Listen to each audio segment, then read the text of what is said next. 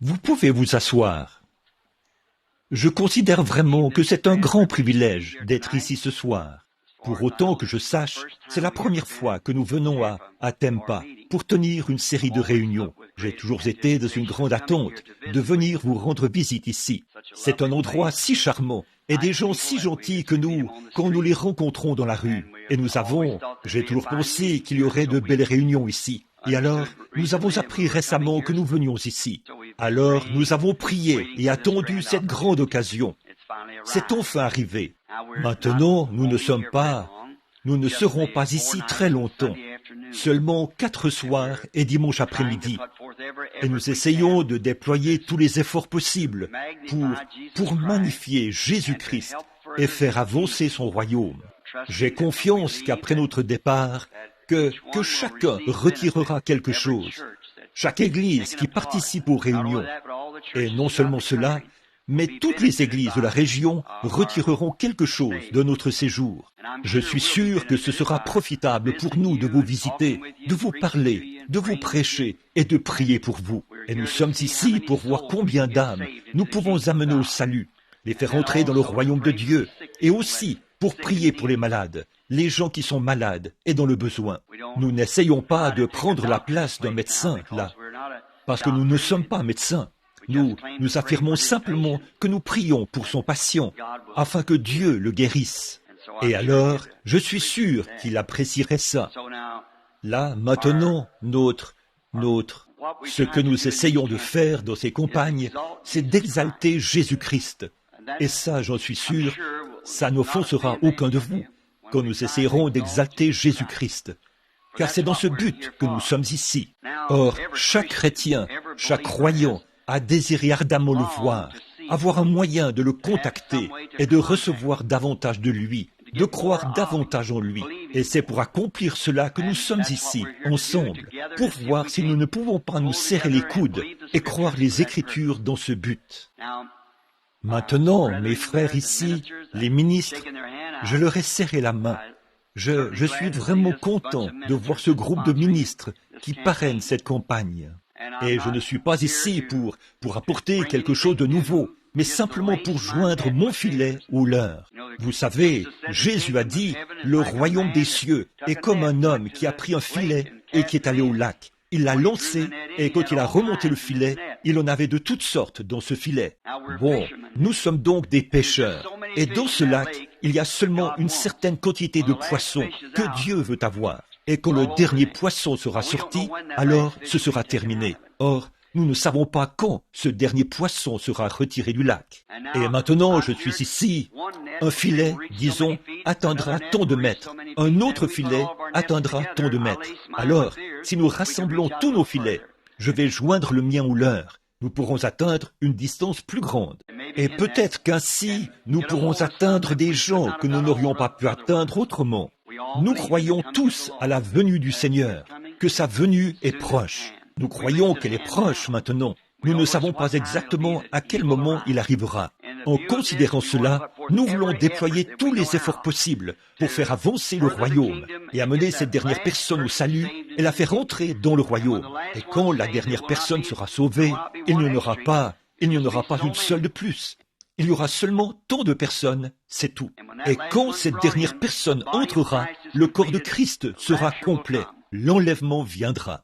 Et alors, nous désirons ardemment voir ce jour-là, quitter cet endroit où nous sommes en ce moment, car c'est certainement une maison de pestiférés. Nous le savons, remplie de maladies, d'afflictions, de déceptions et d'ennuis. Et, qui voudrait rester ici alors qu'il y a un endroit tellement meilleur où aller? Alors, nous essayons d'amener chaque âme au salut, afin que Jésus puisse venir. Et il ne peut pas venir avant que cette dernière personne, qui a son nom dans le livre de vie, qui a été écrit là avant la fondation du monde, quand ce nom sera appelé, alors ce sera le dernier. Il est venu pour racheter, pour ramener. Racheter, c'est ramener. Et quand il fera entrer la dernière, il est assis à la droite de Dieu ce soir, en train d'accomplir son œuvre de médiation. Et quand cette dernière âme est sauvée, celle qui a été rachetée et qui a été vue et connue de Dieu avant la fondation du monde, quand cette dernière âme est sauvée, c'est là que le livre se ferme. Alors l'agneau sort, il prend le livre de la main droite de celui qui est assis sur le trône. Alors il vient sur la terre. Je pense que Dieu est... Souvent, nous devenons nerveux et nous nous mettons à penser, eh bien, ça devrait être comme ceci, et nous devons faire comme ceci, ou faire comme cela. Nous n'avons rien à faire là-dedans. Nous devons simplement jouer le rôle qu'il nous conduit à jouer. Souvenez-vous, il n'y a rien qui cloche. Le grand Dieu omnipotent savait très précisément, avant la fondation du monde, que nous serions assis ici ce soir. S'il est infini, il doit le savoir. Donc, il ne peut pas être infini sans connaître toute chose. Et par sa préscience, il savait que cette réunion aurait lieu ici.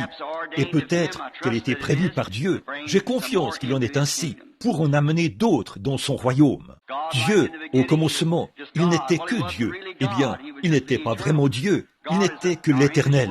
Dieu est l'autre mot anglais, God, signifie objet d'adoration. Et il n'y avait rien pour l'adorer. Il existait par lui-même, Elohim. Donc, il n'y avait rien pour l'adorer. Alors, il n'était que le grand éternel. Mais en lui, il y avait des attributs. Et les attributs, ce sont des pensées. Tout comme vous devez penser à quelque chose avant de le prononcer. Ensuite, quand vous le prononcez, cela devient une parole. Et alors, il est l'Éternel. Et en lui, il y avait des attributs. Et il l'a prononcé. Et c'était la parole.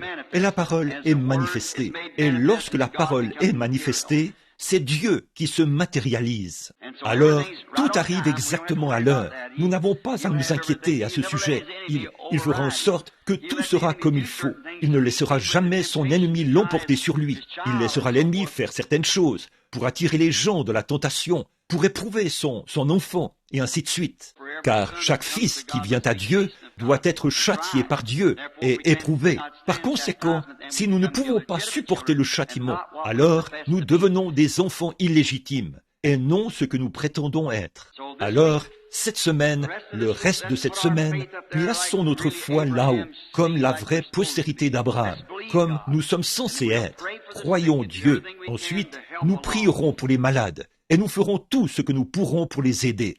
Et quand nous repartirons, nous espérons qu'il y aura un réveil à l'ancienne mode dans toute la région, ici, que les gens viendront de partout, s'entasser dans ces églises et tout, pour avoir un réveil à l'ancienne mode. Nous venons de vivre un grand réveil au cours des 15 ou 16 dernières années. Nous avons eu de grandes réunions. Il a battu tous les records historiques, selon ce que je connais de l'histoire. D'habitude, un réveil dure environ 3 ans. Mais celui-ci dure depuis bien des années. Et maintenant, les feux du réveil diminuent, l'enthousiasme des gens s'éteint, et on peut le constater. Dans le vieux temple de Vesta, à Rome, quand les feux se sont éteints, les gens sont rentrés chez eux. Mais nous essayons d'allumer de nouveau ces feux sur chaque colline que nous pouvons. Je ne peux pas le faire. Aucun ministre ne le peut. Il faut que nous tous ensemble, soyons en prière, et que nous croyions Dieu et lui faisions confiance. Pour voir le Saint-Esprit continuer à bénir son peuple, alors que nous attendons sa venue. Maintenant, mon but en priant pour les malades, je vais parler de ça maintenant. La prière pour les malades, nous n'essayons pas de dire que c'est pour ça que nous sommes ici. C'est une des choses pourquoi nous sommes ici. Mais prier pour les malades, c'est quelque chose de secondaire. Et on ne peut jamais accorder une importance primordiale à quelque chose de secondaire. Nous le savons. Donc, mais Jésus a consacré, je pense, qu'on estime qu'environ 86% de son ministère, c'était la prière pour les malades, la guérison des malades. Parce que ces choses, ça attire l'attention des gens. Et alors chaque signe est suivi d'une voix. Et la voix doit être une voix scripturaire. Tout comme le signe doit être un signe scripturaire. Alors le signe est accompagné d'une voix. Comme Moïse, quand il est descendu en Égypte, la voix du premier signe, la voix du deuxième signe. Et chaque chose importante que Dieu fait, qui donne un signe, il y a une voix qui suit ce signe. Comme Jonas, quand il était délivré du ventre de la baleine, c'était un signe. Ensuite, sa voix, c'était « Repentez-vous, sinon dans 40 jours, vous périrez ». Donc, il y a toujours la voix qui accompagne le signe. Maintenant, ce que nous essayons de faire, c'est d'essayer d'amener les gens à croire au Seigneur Jésus, à l'accepter simplement, sans qu'on leur impose les mains. Or, nous savons qu'il y a un passage de l'Écriture qui dit « Imposez les mains aux malades, et ils seront guéris. Et nous n'essayons pas de déprécier cette écriture, parce que c'était la commission que Jésus-Christ avait donnée à l'Église, d'imposer les mains aux malades. Mais si vous voulez bien me supporter un peu, ça, c'était plutôt une tradition juive. Maintenant, souvenez-vous de la jeune fille qui gisait malade. Elle est morte, la fille de Jairus.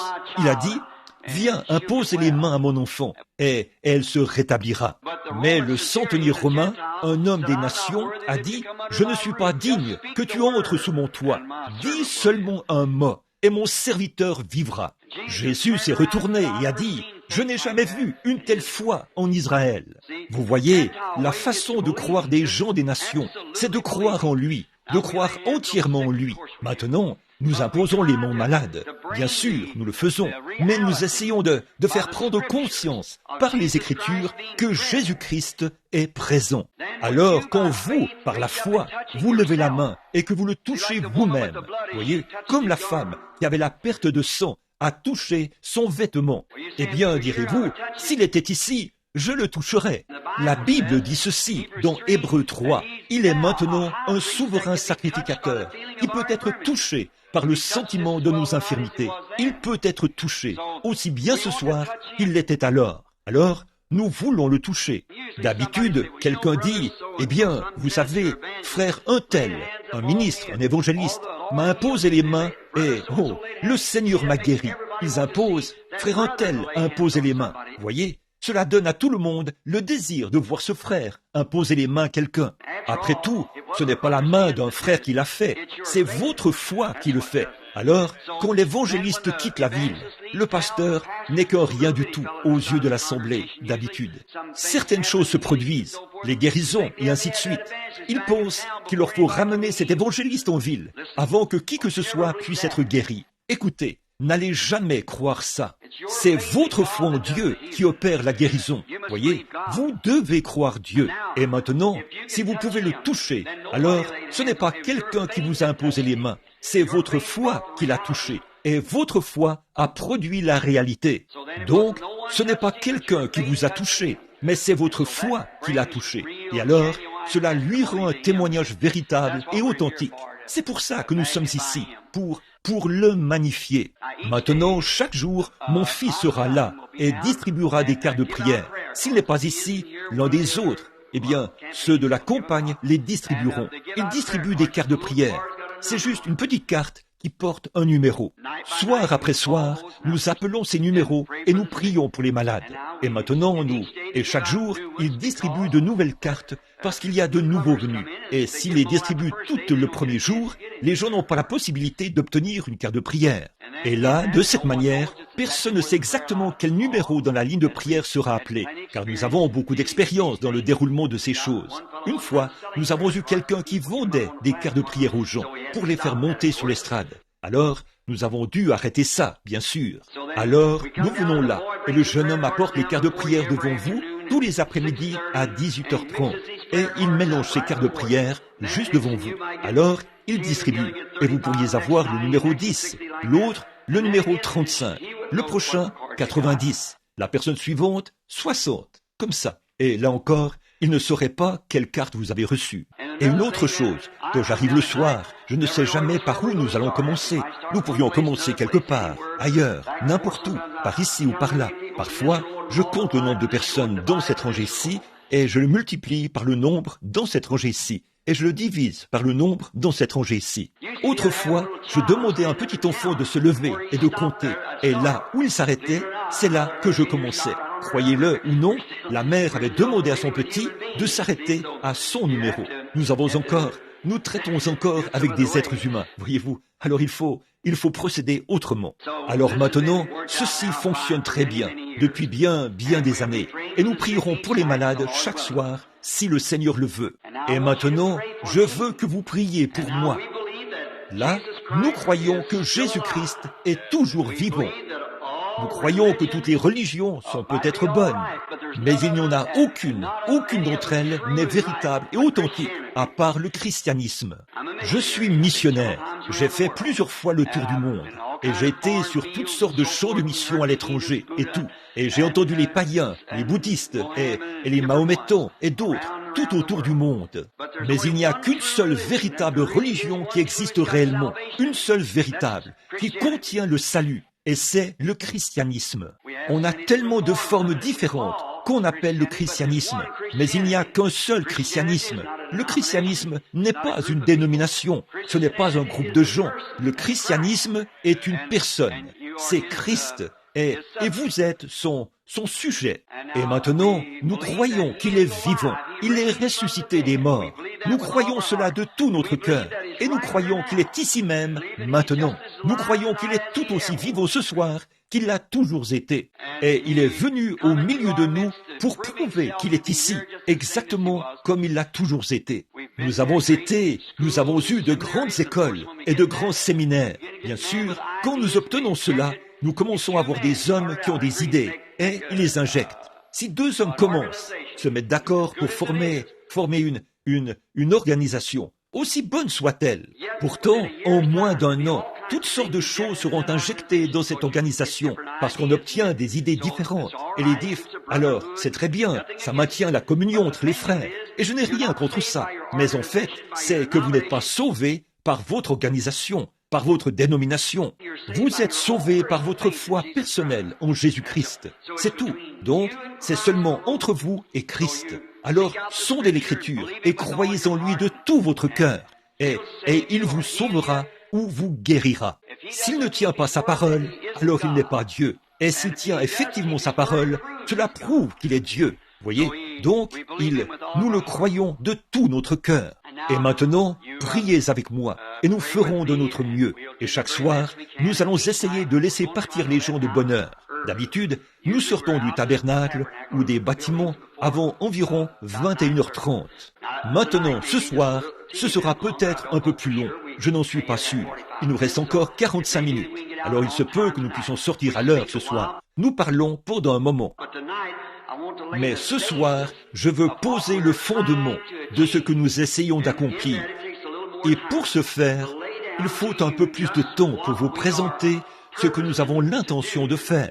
En ce qui concerne un don de Dieu à son Église, à son peuple. Et bien sûr, nous ne pouvons certainement pas clarifier cela. Il n'y a aucun moyen pour un être humain de le faire.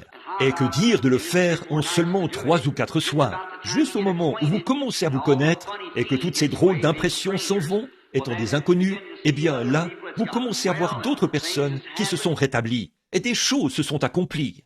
Vous avez sondé l'Écriture et vous dites, eh bien, forcément, je ne l'ai jamais vu comme ça, mais voici, c'est là. Et ça doit concorder de la Genèse à l'Apocalypse. Or, je crois que Dieu peut faire des choses qui ne sont pas écrites dans cette Bible. Je crois qu'il peut le faire, parce qu'il est Dieu. Mais tant qu'il fait ce qu'il a promis ici, ça me suffit. Je ne crois pas que quoi que ce soit devrait être ajouté à ce livre ou en être retranché. Je crois que c'est la révélation complète de Jésus-Christ. Je crois que c'est ce que c'est. Et toute doctrine, de toute façon, doit venir de cette Bible. Et si vous me voyez dire des choses et faire des choses qui ne sont pas conformes aux Écritures et aux Écritures promises pour cette heure-ci, alors, ce qu'il faut faire, vous devez de venir me le dire, d'aller vers l'organisateur et de voir à ce que je mette cela en ordre. Parce que moi aussi, je suis un être humain. Je veux aller au ciel, tout comme vous tous. Maintenant, ce soir, nous allons lire dans la parole éternelle de Dieu. Et d'abord, nous lirons les environ 3 versets du chapitre 1 de l'Épître aux Hébreux. Et ensuite, nous lirons environ 3 versets du dernier chapitre, le chapitre 13 de l'Épître aux Hébreux. Maintenant, nous nous tenons toujours debout quand nous promettons fidélité, ou quand nous saluons le drapeau, ou quand nous chantons « The Star Spangled Banner ». Qu'en est-il de la parole de Dieu?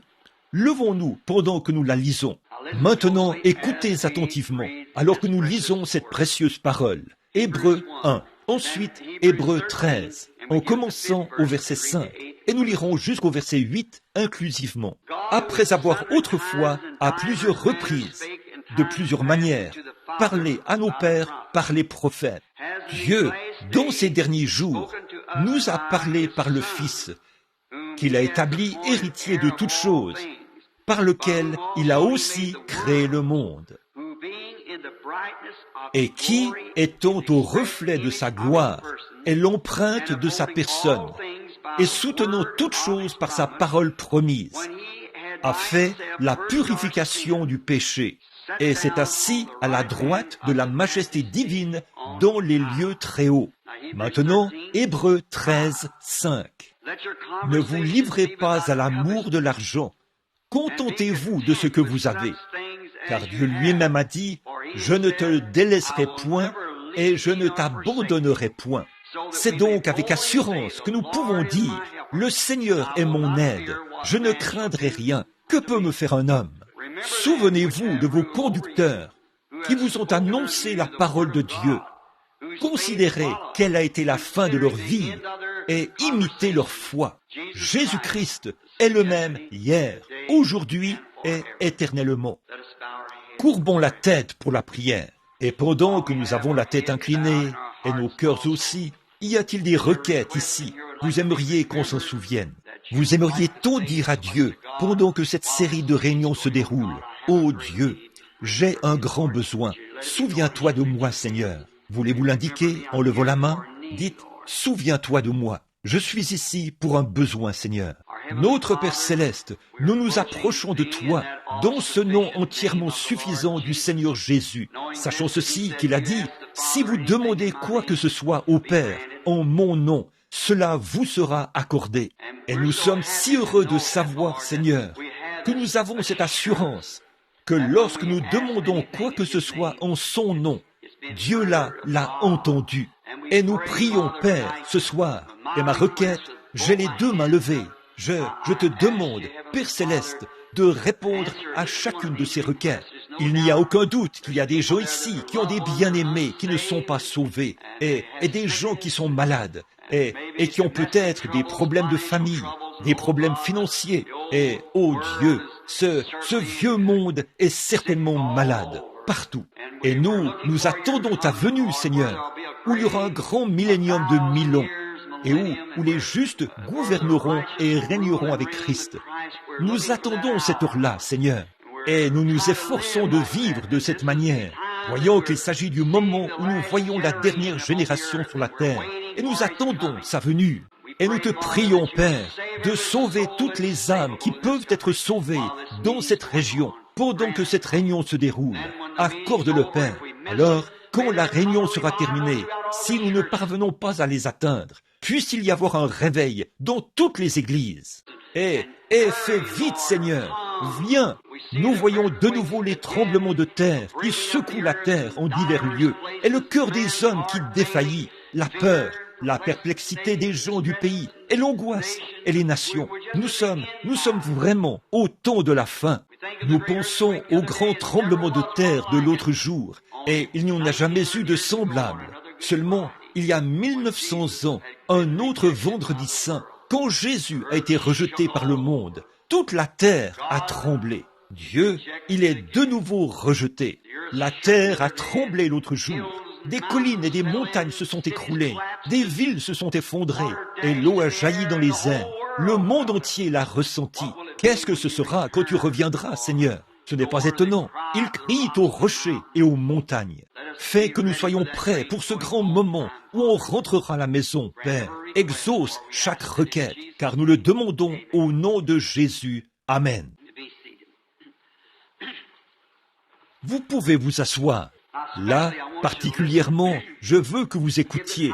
Consacrez ce temps et soyez aussi respectueux que possible, surtout pendant que nous parlons. Parce que si vous ne saisissez pas les mots, ce que nous devons apporter chaque soir, alors vous viendrez sur l'estrade sans savoir pourquoi vous venez. Vous voyez, vous devez comprendre. Vous devez venir en comprenant. Et c'est comme ça que Christ veut que nous venions. Et si vous devez avoir foi dans ce que vous faites, si vous n'avez pas cela, vous vous avancez un peu au hasard. Je l'espère. Ça n'arrivera jamais. Ça ne peut pas arriver. Voyez, vous ne pouvez pas avoir la foi si vous vous avancez comme ça. Vous devez parfaitement savoir pourquoi vous vous avancez et savoir que ça va arriver. Alors, vous êtes alors certain que ça va arriver. Maintenant, souvenez-vous, n'oubliez pas, notre thème et notre texte, c'est Jésus-Christ est le même hier, aujourd'hui et éternellement. Maintenant, mon texte, mon sujet de ce soir, c'est Christ identifié le même dans toutes les générations. Or, la Bible dit, il est le même, hier, aujourd'hui et éternellement. Et nous voulons savoir comment il pourrait l'être, comment nous le reconnaîtrions. S'il est ici, tout comme il l'était à n'importe quelle autre époque, alors nous aimerions savoir comment nous pouvons le reconnaître parmi nous. Il y a tant de gens qui ont tellement d'idées différentes à son sujet. Vous voyez, chacun de nous, en tant qu'individu, nous nous formons une idée de Christ, ce qu'il était, à quoi il ressemble, et les psychologues l'ont dépeint, comme le portrait du Christ à 33 ans de Hoffman et Salman et d'autres. Mais voyez, nous ne savons pas s'il avait cette apparence-là, donc nous ne pourrions jamais comprendre, ni savoir à quoi il ressemble, simplement par un tableau que quelqu'un a peint. Par conséquent, si quelqu'un venait sur l'estrade, ou parmi nous, et qu'il avait des cicatrices aux mains, des marques de clous, des marques d'épines sur son front, et qu'il saignait, vous voyez, ce ne serait pas Christ. Car quand il viendra, tout œil le verra, et tout genou fléchira, quand ce corps reviendra sur la terre. Voyez? Mais quoi? Pourquoi pourrait-il être le même hier, aujourd'hui et éternellement alors? Voyez, nous devons maintenant apprendre ce qu'il est. Si je demandais, disons, aux luthériens ici, quelle est votre conception de lui? Eh bien, dirait-il, nous l'avons dans notre Église. Eh bien, je n'en doute pas. Mais il est ceci. Et ensuite, que je m'adresse peut-être aux baptistes. Ils auraient une idée un peu différente. Et si je m'adressais aux différents groupes de gens du plein évangile, comme les Assemblées de Dieu, l'église Foursquare, les Pentecôtistes unis et les différentes branches qui en font partie, chacun pourrait en avoir une idée différente. Chaque individu dans ces groupes pourrait penser autrement. Mais il faut que nous ayons quelque chose qui nous permette d'arriver à une conclusion. Sinon, nous ne saurons pas où nous allons. Je pense que ce qui réglerait la question, ce serait la parole de Dieu. Et quels que soient nos credos et nos pensées, la parole de Dieu devrait régler la question.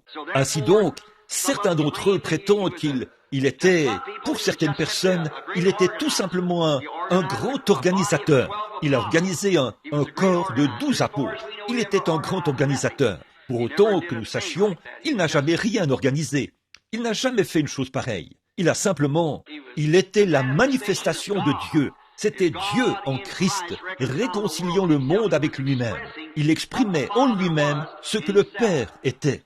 Il a dit, « Je fais toujours ce qui est agréable au Père. Et moi et le Père, nous sommes un. Le Père habite en moi. Quand vous me voyez, vous avez vu le Père. » Autrement dit, il exprimait Dieu. L'Esprit était tellement lui, au point que lui et le Père, pour lui, ce n'était pas regarder comme une proie arrachée d'être la même personne.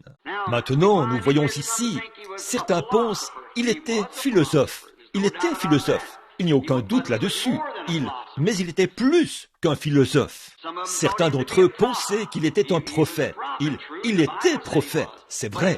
La Bible dit qu'il l'était. Mais il était plus qu'un prophète. Certains d'entre eux ont dit, il était un docteur. Jamais un homme n'a enseigné comme ça. Il était un docteur, mais il était quand même plus qu'un docteur. Voyez, certains d'entre eux disent, c'était un homme bon, mais il était plus qu'un homme bon. Il était un homme bon, mais il était plus qu'un homme bon. Et quand on rassemble tous ces éléments, il était Dieu. Donc, il n'était rien de moins, ni rien de plus. Il ne pouvait être rien de plus, bien sûr, mais il était Dieu manifesté en chair, cru dans le monde et élevé dans la gloire et assis à la droite du Père. Maintenant, nous voyons, pour saisir sa véritable expression, Jean, au chapitre 1 de Jean, il a dit, « Au commencement était la parole, et la parole était avec Dieu, et la parole était Dieu. Et la parole a été faite chair, et elle a habité parmi nous. » Or, au commencement, c'est là que le temps a commencé, quand l'éternité a été brisée et est entrée dans le temps. Maintenant, après un certain temps, le temps reviendra à l'éternité. Bien sûr, le temps, c'est aussi l'éternité. Mais le temps est une période fixée. Et c'est comme ça, tout ce que nous connaissons, ce sont les centimètres, et les mètres, et les kilomètres, et les chiffres, et ainsi de suite. Mais ça, ce n'est rien pour Dieu. Il n'a pas de temps. Il vit toujours. Il est éternel. Et il est la seule source de vie éternelle qui existe. Et c'est en Dieu, notre Père. Il est éternel, lui-même. Par conséquent, si nous avons la vie éternelle, nous avons une partie de Dieu en nous. Et Dieu en nous, s'il n'est pas, alors c'est le seul moyen pour vous d'avoir la vie éternelle. Ce n'est pas quelque chose qui a été fabriqué, puis qui vous a été donné par un credo, où vous êtes devenu un meilleur homme ou une meilleure femme. C'est Dieu lui-même en vous, tout comme vous êtes une partie de votre Père ici sur terre. Vous êtes une partie de votre Père céleste. Et ce que vous êtes l'attribut de ce que vous étiez dans ses pensées avant la fondation du monde.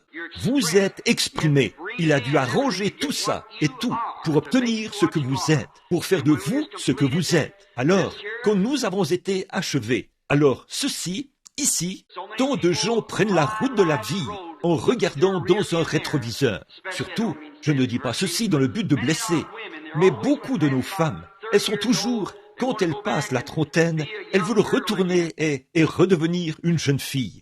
Et quand elles en ont 50, elles veulent encore la même chose. Non seulement cela, mais les hommes aussi. Mais quiconque regarde dans un rétroviseur aura un accident quelque part. Vous ne pouvez pas conduire sur la route en regardant dans le rétroviseur.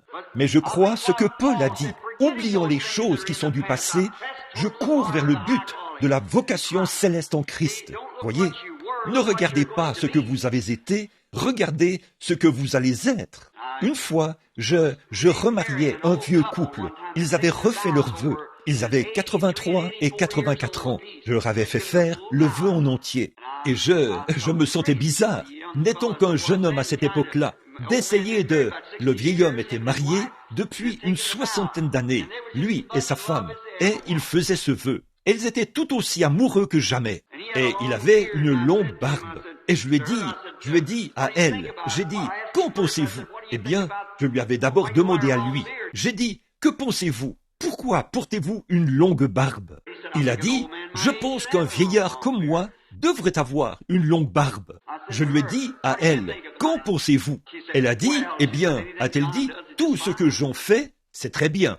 Alors, et j'ai dit, eh bien, il y a toute une différence en vous depuis que vous l'avez épousée. Il a dit, vous savez, le Seigneur a été bon. Il a dit, elle est toujours aussi jolie qu'elle l'était. Il a dit, vous savez, à mesure qu'elle prend de l'âge, ma vue diminue. Alors j'ai trouvé que c'était vraiment charmant. J'espère que ma femme pense la même chose. Et j'ai le sentiment que c'est ce que nous ressentons tous à ce sujet. Alors, mais ils avaient trouvé la vie. Ils avaient trouvé comment la vivre. Vous voyez, ce n'est pas... Nous disons, nous aimerions tous retourner, nous, les plus âgés, retourner à 16 ou 18, 20 ans, quelque chose comme ça.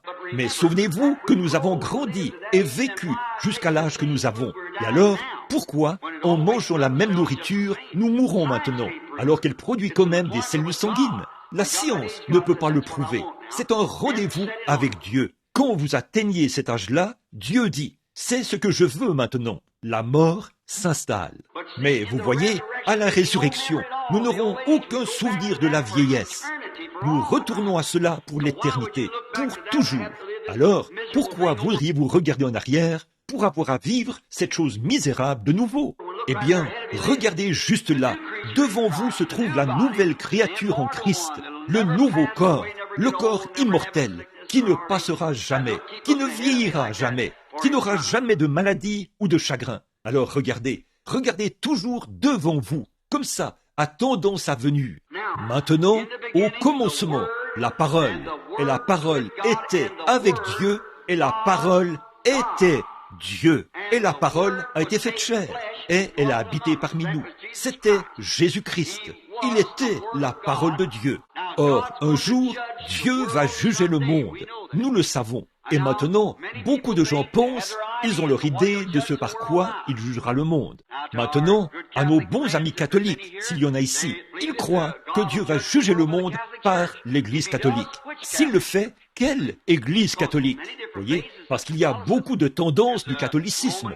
Il y a l'Église catholique romaine et l'Église orthodoxe grecque, et ainsi de suite. Voyez, eh bien, s'il le juge par l'Église romaine, alors l'Église grecque est dans l'erreur. Il le juge par l'Église grecque, alors l'Église romaine est dans l'erreur. Voyez? Ainsi donc, s'il le juge par les luthériens, les baptistes sont dans l'erreur.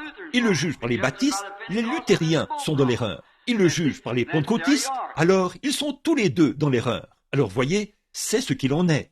Il ne jugera le monde par aucune église. Il ne jugera la parole par aucun code ou par aucun credo. Il jugera le monde par Jésus-Christ, et il est la parole. Jésus est la parole. Au commencement était la parole, et la parole était avec Dieu, et la parole était Dieu. Et la parole, c'est toujours Dieu, le même hier, aujourd'hui et éternellement. Le même hier, aujourd'hui et éternellement. Or, comment est-ce possible? Dieu, au commencement, a assigné une partie de sa parole à chaque âge. C'est pour ça qu'il connaissait la fin dès le commencement. Dans chaque âge, une prophétie avait été assignée pour cet âge-là. D'habitude, les églises, et ainsi de suite, et les groupes de gens, ils étaient tous tellement embrouillés qu'ils envoyaient un prophète sur la scène.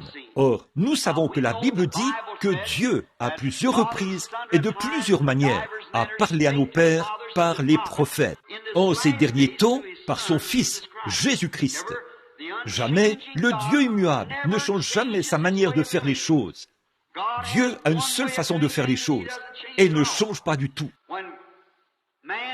Quand l'homme a péché et qu'il est tombé dans le jardin d'Éden, et que Dieu a pourvu d'un moyen pour cet homme d'être sauvé, il n'a jamais changé sa manière de faire. Il a accepté cet homme sur la base du sang versé d'un innocent, et il n'a jamais changé cela depuis. Quoi qu'il arrive, nous avons essayé de construire des tours, Nimrod, et nous essayons de construire des villes comme Nebuchadnezzar. Nous avons essayé d'avoir des organisations, de rassembler tous les gens dans un seul groupe. Nous avons essayé de les amener à le faire par l'instruction. Nous avons tout essayé pour le faire. Et c'est un échec total. Dieu rencontre l'homme sur une seule base. C'est sous le sang versé. Et c'est le seul lieu où il le rencontrera jamais. En dehors de ça, vous ne faites que lutter contre l'air. Il a rencontré Israël. Il a rencontré Job. Il a rencontré tous les prophètes. Partout. Sous le sang versé. Et c'est le seul moyen par lequel il nous rencontrera ce soir. Pas en tant que pentecôtiste, pas en tant que méthodiste, pas en tant que luthérien, pas en tant que catholique, mais il nous rencontrera sous le sang versé de son Fils, Jésus-Christ. Et seulement sous cela. C'est le seul lieu où il nous rencontrera. Le Dieu immuable, il ne change jamais sa façon de faire, quoi que ce soit. Voyez, ses caractéristiques prouvent que lui, il ne change pas. Il ne traite jamais avec des groupes.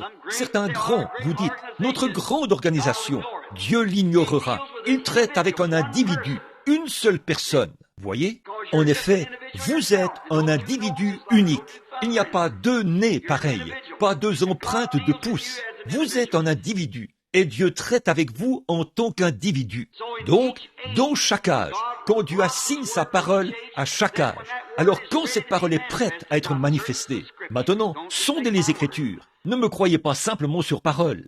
Quand cette parole est prête à être manifestée, alors Dieu fait descendre un prophète et révèle la parole à son prophète. La Bible dit, la parole du Seigneur est venue au prophète. Et il ne fait rien sans l'avoir d'abord révélé à ses prophètes. Un prophète, c'est celui qui, là où la parole du Seigneur est venue, comme du temps de Noé, du temps d'Élie et du temps de Moïse, et ainsi de suite, Jérémie, Ésaïe, et qui d'autres pourrais-je nommer, à qui il est venu, et ils ont manifesté ou accompli cette parole. Maintenant, regardez bien, alors vous verrez si nous avons raison ou pas, quant à ces pensées que nous avons. Maintenant, vous voyez, chacun de nous aurait des choses. Chacun de nous interprète la Bible différemment. Les méthodistes disent, il faut la lire comme ceci. Le catholique dit, comme ceci. Les luthériens, comme ceci. Les pentecôtistes, comme ceci. Mais la Bible dit ceci, la parole de Dieu ne peut être un objet d'interprétation particulière. Dieu interprète sa propre parole. Dieu n'a pas besoin d'interprète. Il n'a pas besoin de nous pour interpréter. Quand Dieu fait une promesse, et qu'il la manifeste et qu'il l'accomplit, Voilà l'interprétation de celle-ci. Dieu a dit au commencement que la lumière soit, et la lumière fut. Cela n'a pas besoin d'interprétation. Quand Dieu a dit « il y aura de la lumière » et que la lumière a surgi, c'est l'interprétation de sa propre parole. Il a dit « une vierge concevra » et elle a conçu. Il a dit qu'il déverserait son esprit dans les derniers jours sur toute chair. Et il l'a fait. Ça n'a pas besoin d'interprétation. Quand Dieu rend sa parole claire pour vous, c'est ce qui donne l'interprétation. Or, quand Moïse est venu, il n'aurait pas pu prendre le message de Noé. Moïse non plus n'aurait pas pu prendre, ou Noé prendre le message de Moïse. Josué non plus n'aurait pas pu prendre un de leurs messages. Vous voyez, chacun d'eux. Ésaïe n'aurait pas pu prendre un autre, mais chaque message est pour cet âge-là. Et dans l'âge dans lequel nous vivons, quand cette parole est interprétée, Dieu prononce cette parole et fait vivre la parole pour cet âge-là, en y donnant l'interprétation. Voilà Dieu en Christ manifesté. Voyez, car Christ est la parole. Et quand la parole est manifestée, alors c'est Christ dans chaque âge. C'était Dieu qui était en Joseph. Le caractère de Joseph était exactement un type de Christ. Il est né à l'époque de toute cette grande, l'église là-bas, avec son père. Ses frères le haïssaient parce qu'il était spirituel. Il avait des visions et pouvait interpréter des songes. Et ses frères le haïssaient sans raison, si ce n'était pas exactement la raison pour laquelle il haïssait Jésus. Et remarquez, il était aimé de son père. Jésus aussi, vendu pour presque 30 pièces d'argent, comme Jésus, jeté dans une fosse, et on pensait qu'il était mort, exactement comme Jésus. Enlevé et mis en prison, exactement comme Jésus, à la croix. Puis, il a été envoyé dans la maison de Pharaon, et il était assis à la droite de Pharaon, exactement comme Jésus, qui est monté à la droite de Dieu. Et quand Joseph quittait le palais, les trompettes sonnaient, et tout genou devait fléchir, car Joseph approchait. Et ainsi, quand Jésus quittera le trône et reviendra, la trompette sonnera, et tout genou fléchira. Il était en David. Quand David a été rejeté par son propre peuple en tant que roi, il est monté sur la colline. Il a regardé derrière lui, sur le mont des Oliviers, alors qu'il était excommunié par son propre peuple. Il est monté sur la colline, a regardé en direction de la ville et a pleuré. 800 ans plus tard, le fils de David s'est assis sur la même colline, a pleuré, parce qu'il était rejeté dans sa propre ville. Et il a dit, « Jérusalem, Jérusalem, combien de fois ai-je voulu te prendre sous mes ailes, comme une poule rassemble sa couvée, mais tu ne l'as pas voulu. » Voyez, c'est Christ dans chaque génération. C'était Christ en David. La Bible dit, Moïse a renoncé au trésor de l'Égypte, au plaisir et aux richesses de l'Égypte, regardant l'opprobre de Christ comme un trésor plus grand. Et il a suivi Christ dans le désert, qui était la colonne de feu. Eh bien, c'était le Logos qui était sorti de Dieu, c'est-à-dire Christ, loin. Et maintenant, nous voyons que dans chacun de ces âges, les gens ne veulent habituellement pas croire cela, parce qu'ils sont déjà établis dans leurs habitudes. Vous formez un angle, vous construisez un bâtiment. Et là, quand on arrive à l'angle, tout le monde court dans cette direction-là. Ils ne veulent pas changer de direction à l'angle. Mais l'édifice est construit de cette manière-là. Si la parole dit qu'il doit être construit de cette manière-là, voyez, c'est là que nous arrivons à ces jonctions du temps. C'est là que c'est difficile. C'est là que les hommes travaillent d'arrache-pied.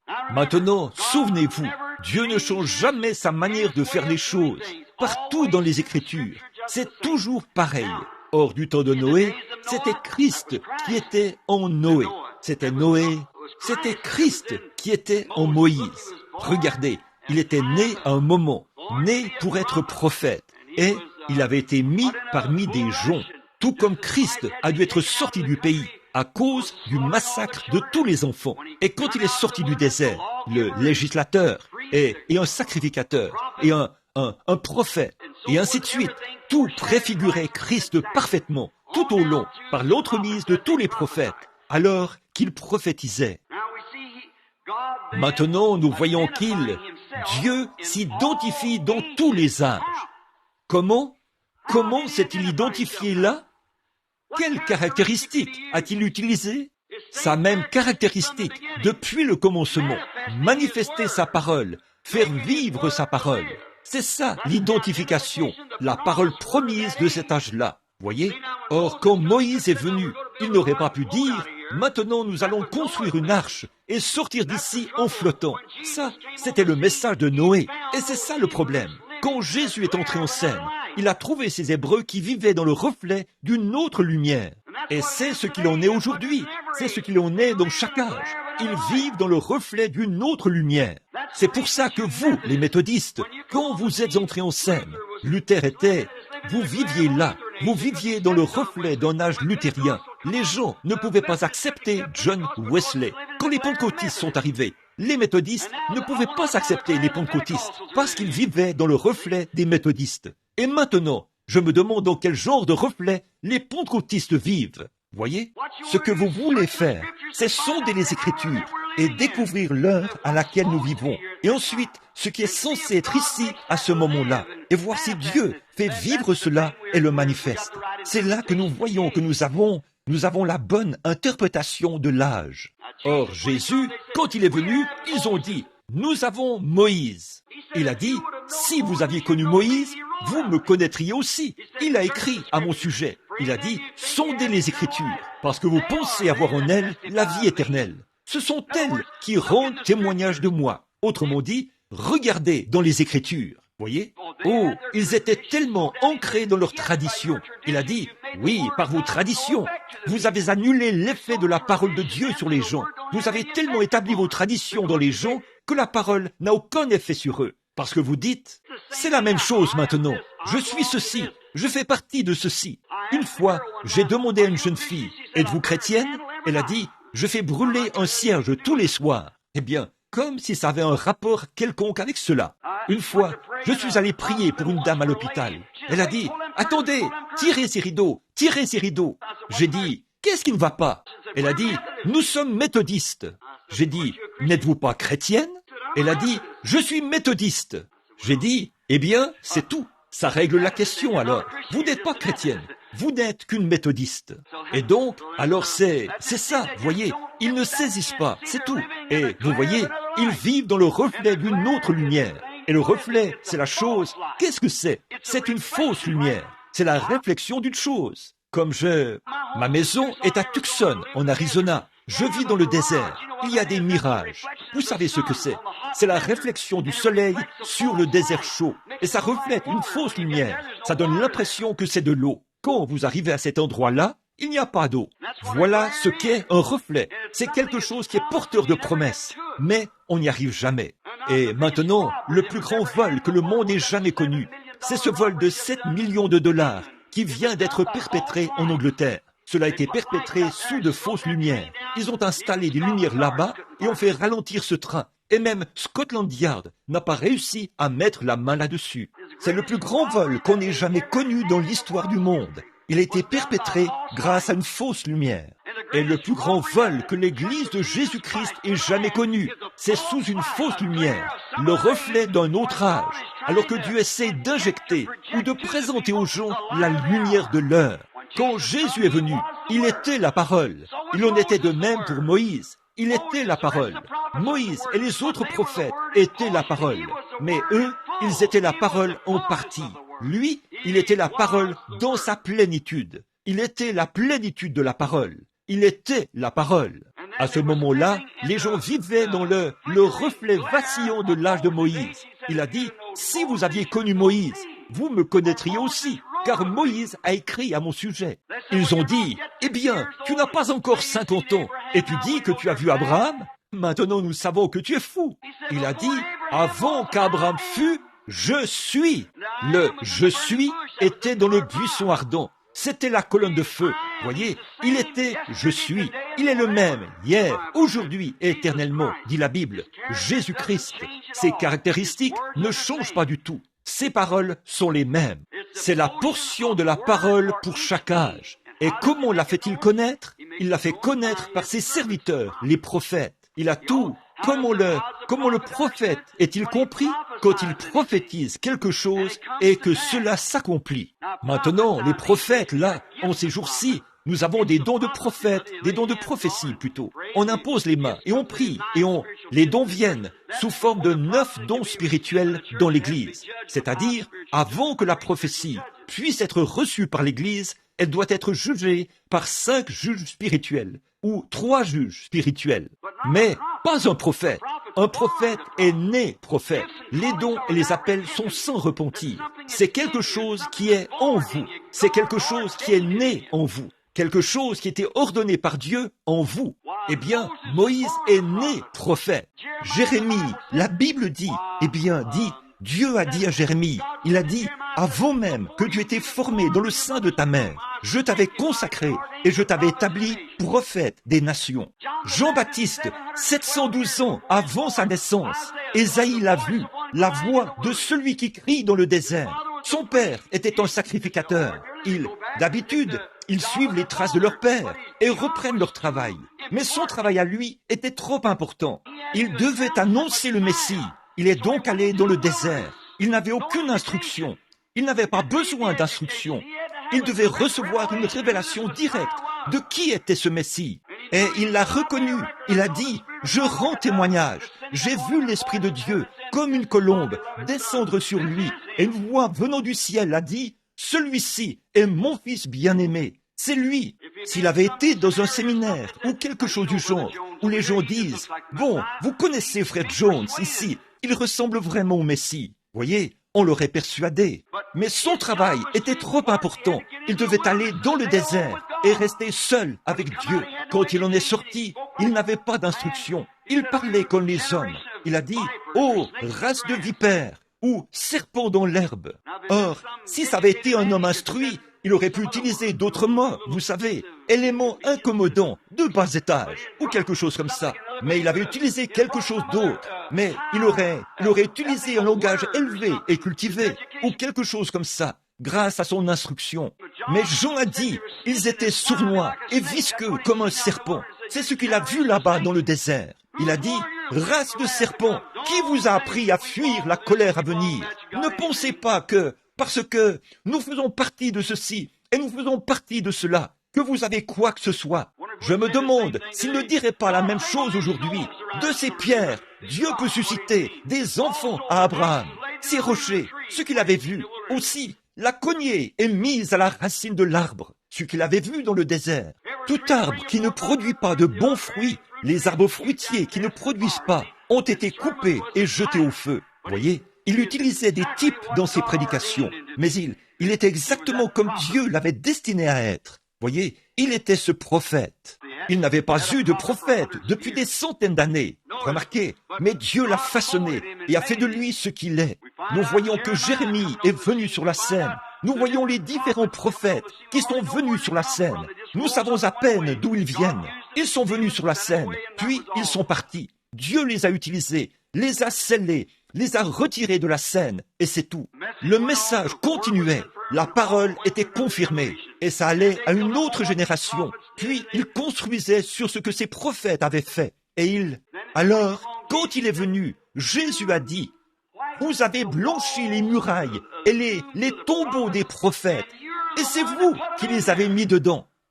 Voyez, un homme se lèvera avec un message, il prêchera ce message, il donnera le message de l'heure, puis, au bout d'un moment, il est mis à mort et mis dans le tombeau, et des années plus tard, ils bâtissent une organisation là-dessus, et sur cela, quelque chose d'autre est bâti. Qu'est-ce que vous faites? Le message de cet homme est déjà passé, c'est dans l'histoire. Nous allons de l'avant, nous regardons vers l'avant.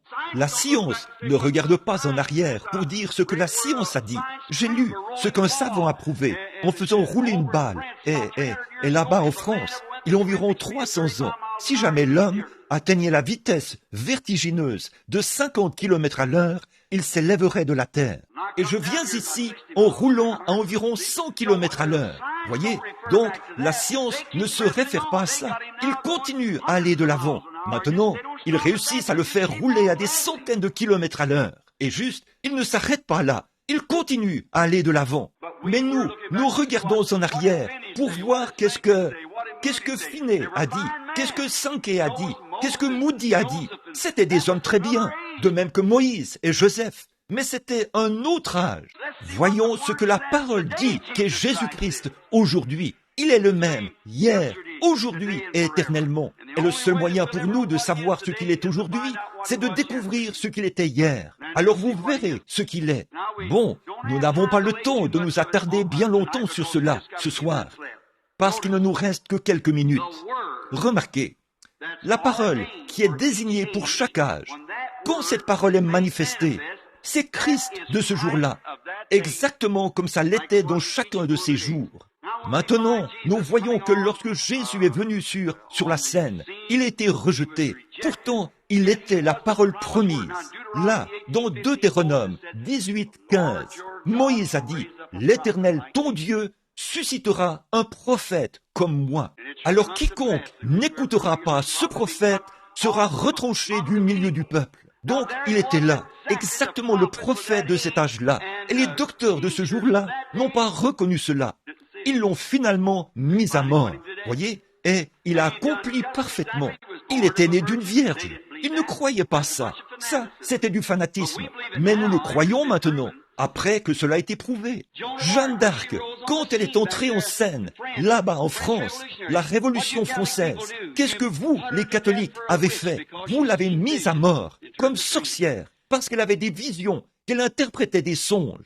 200 ans plus tard, vous avez fait pénitence. Vous avez déterré le corps de ces prêtres, qui les avaient tués et qui l'avaient fait mourir sur le bûcher, et vous les avez jetés dans la rivière. C'est ça, votre pénitence. Voyez, vous n'avez jamais connu Saint Patrick, quand il était sur terre, qui s'appelait Suka. Vous ne l'avez jamais connu. Vous prétendez qu'il est l'un des saints. Regardez combien de milliers de ses enfants vous avez tués là-bas, en Irlande. Voyez, c'est après que tout est terminé, que la confirmation a été accomplie, qu'ils lui construisent un tombeau. Le message est passé, et nous avançons dans quelque chose d'autre. L'homme loue toujours Dieu de ce qu'il a déjà fait. Il est dans l'expectative de ce qu'il fera, et il ne tient aucun compte de ce qu'il est en train de faire. Ça fait l'affaire du diable, ce qu'ils sont. Des érudits et des éducateurs très religieux. Ils démontrent ce qu'il a déjà fait et démontrent ce qu'il fera, mais ne tiennent aucun compte de ce qu'il est en train de faire. Voyez, c'est comme ça que ça a toujours été. C'est pareil. Nous pourrions continuer encore et encore avec ça. Mais revenons en arrière quelques instants pour identifier ce que Jésus était quand il était sur terre. Nous verrons ce qu'il était à l'époque, ce qu'il a été dans les autres âges. Alors, il faudra qu'il en soit de même dans cet âge-ci, pour que ce soit juste. Maintenant, nous voyons que, quand il est entré en scène, nous savions qu'il était la parole. Il était la parole. Et la parole corrige toujours l'erreur. Croyez-vous cela? Juste une petite réflexion ici. Regardez, vous qui adorez Marie, voyez, elle a dit que le Saint-Esprit l'a couverte de son ombre et qu'elle a enfanté ce fils. Et c'était par la vertu du Saint-Esprit. Alors, quand il avait environ 12 ans, ils étaient à Jérusalem, à la fête de la Pâque, ou de la Pentecôte. Et quand ils étaient sur le chemin du retour, ils avaient voyagé pendant 3 jours. Ils se sont aperçus qu'il n'était pas là.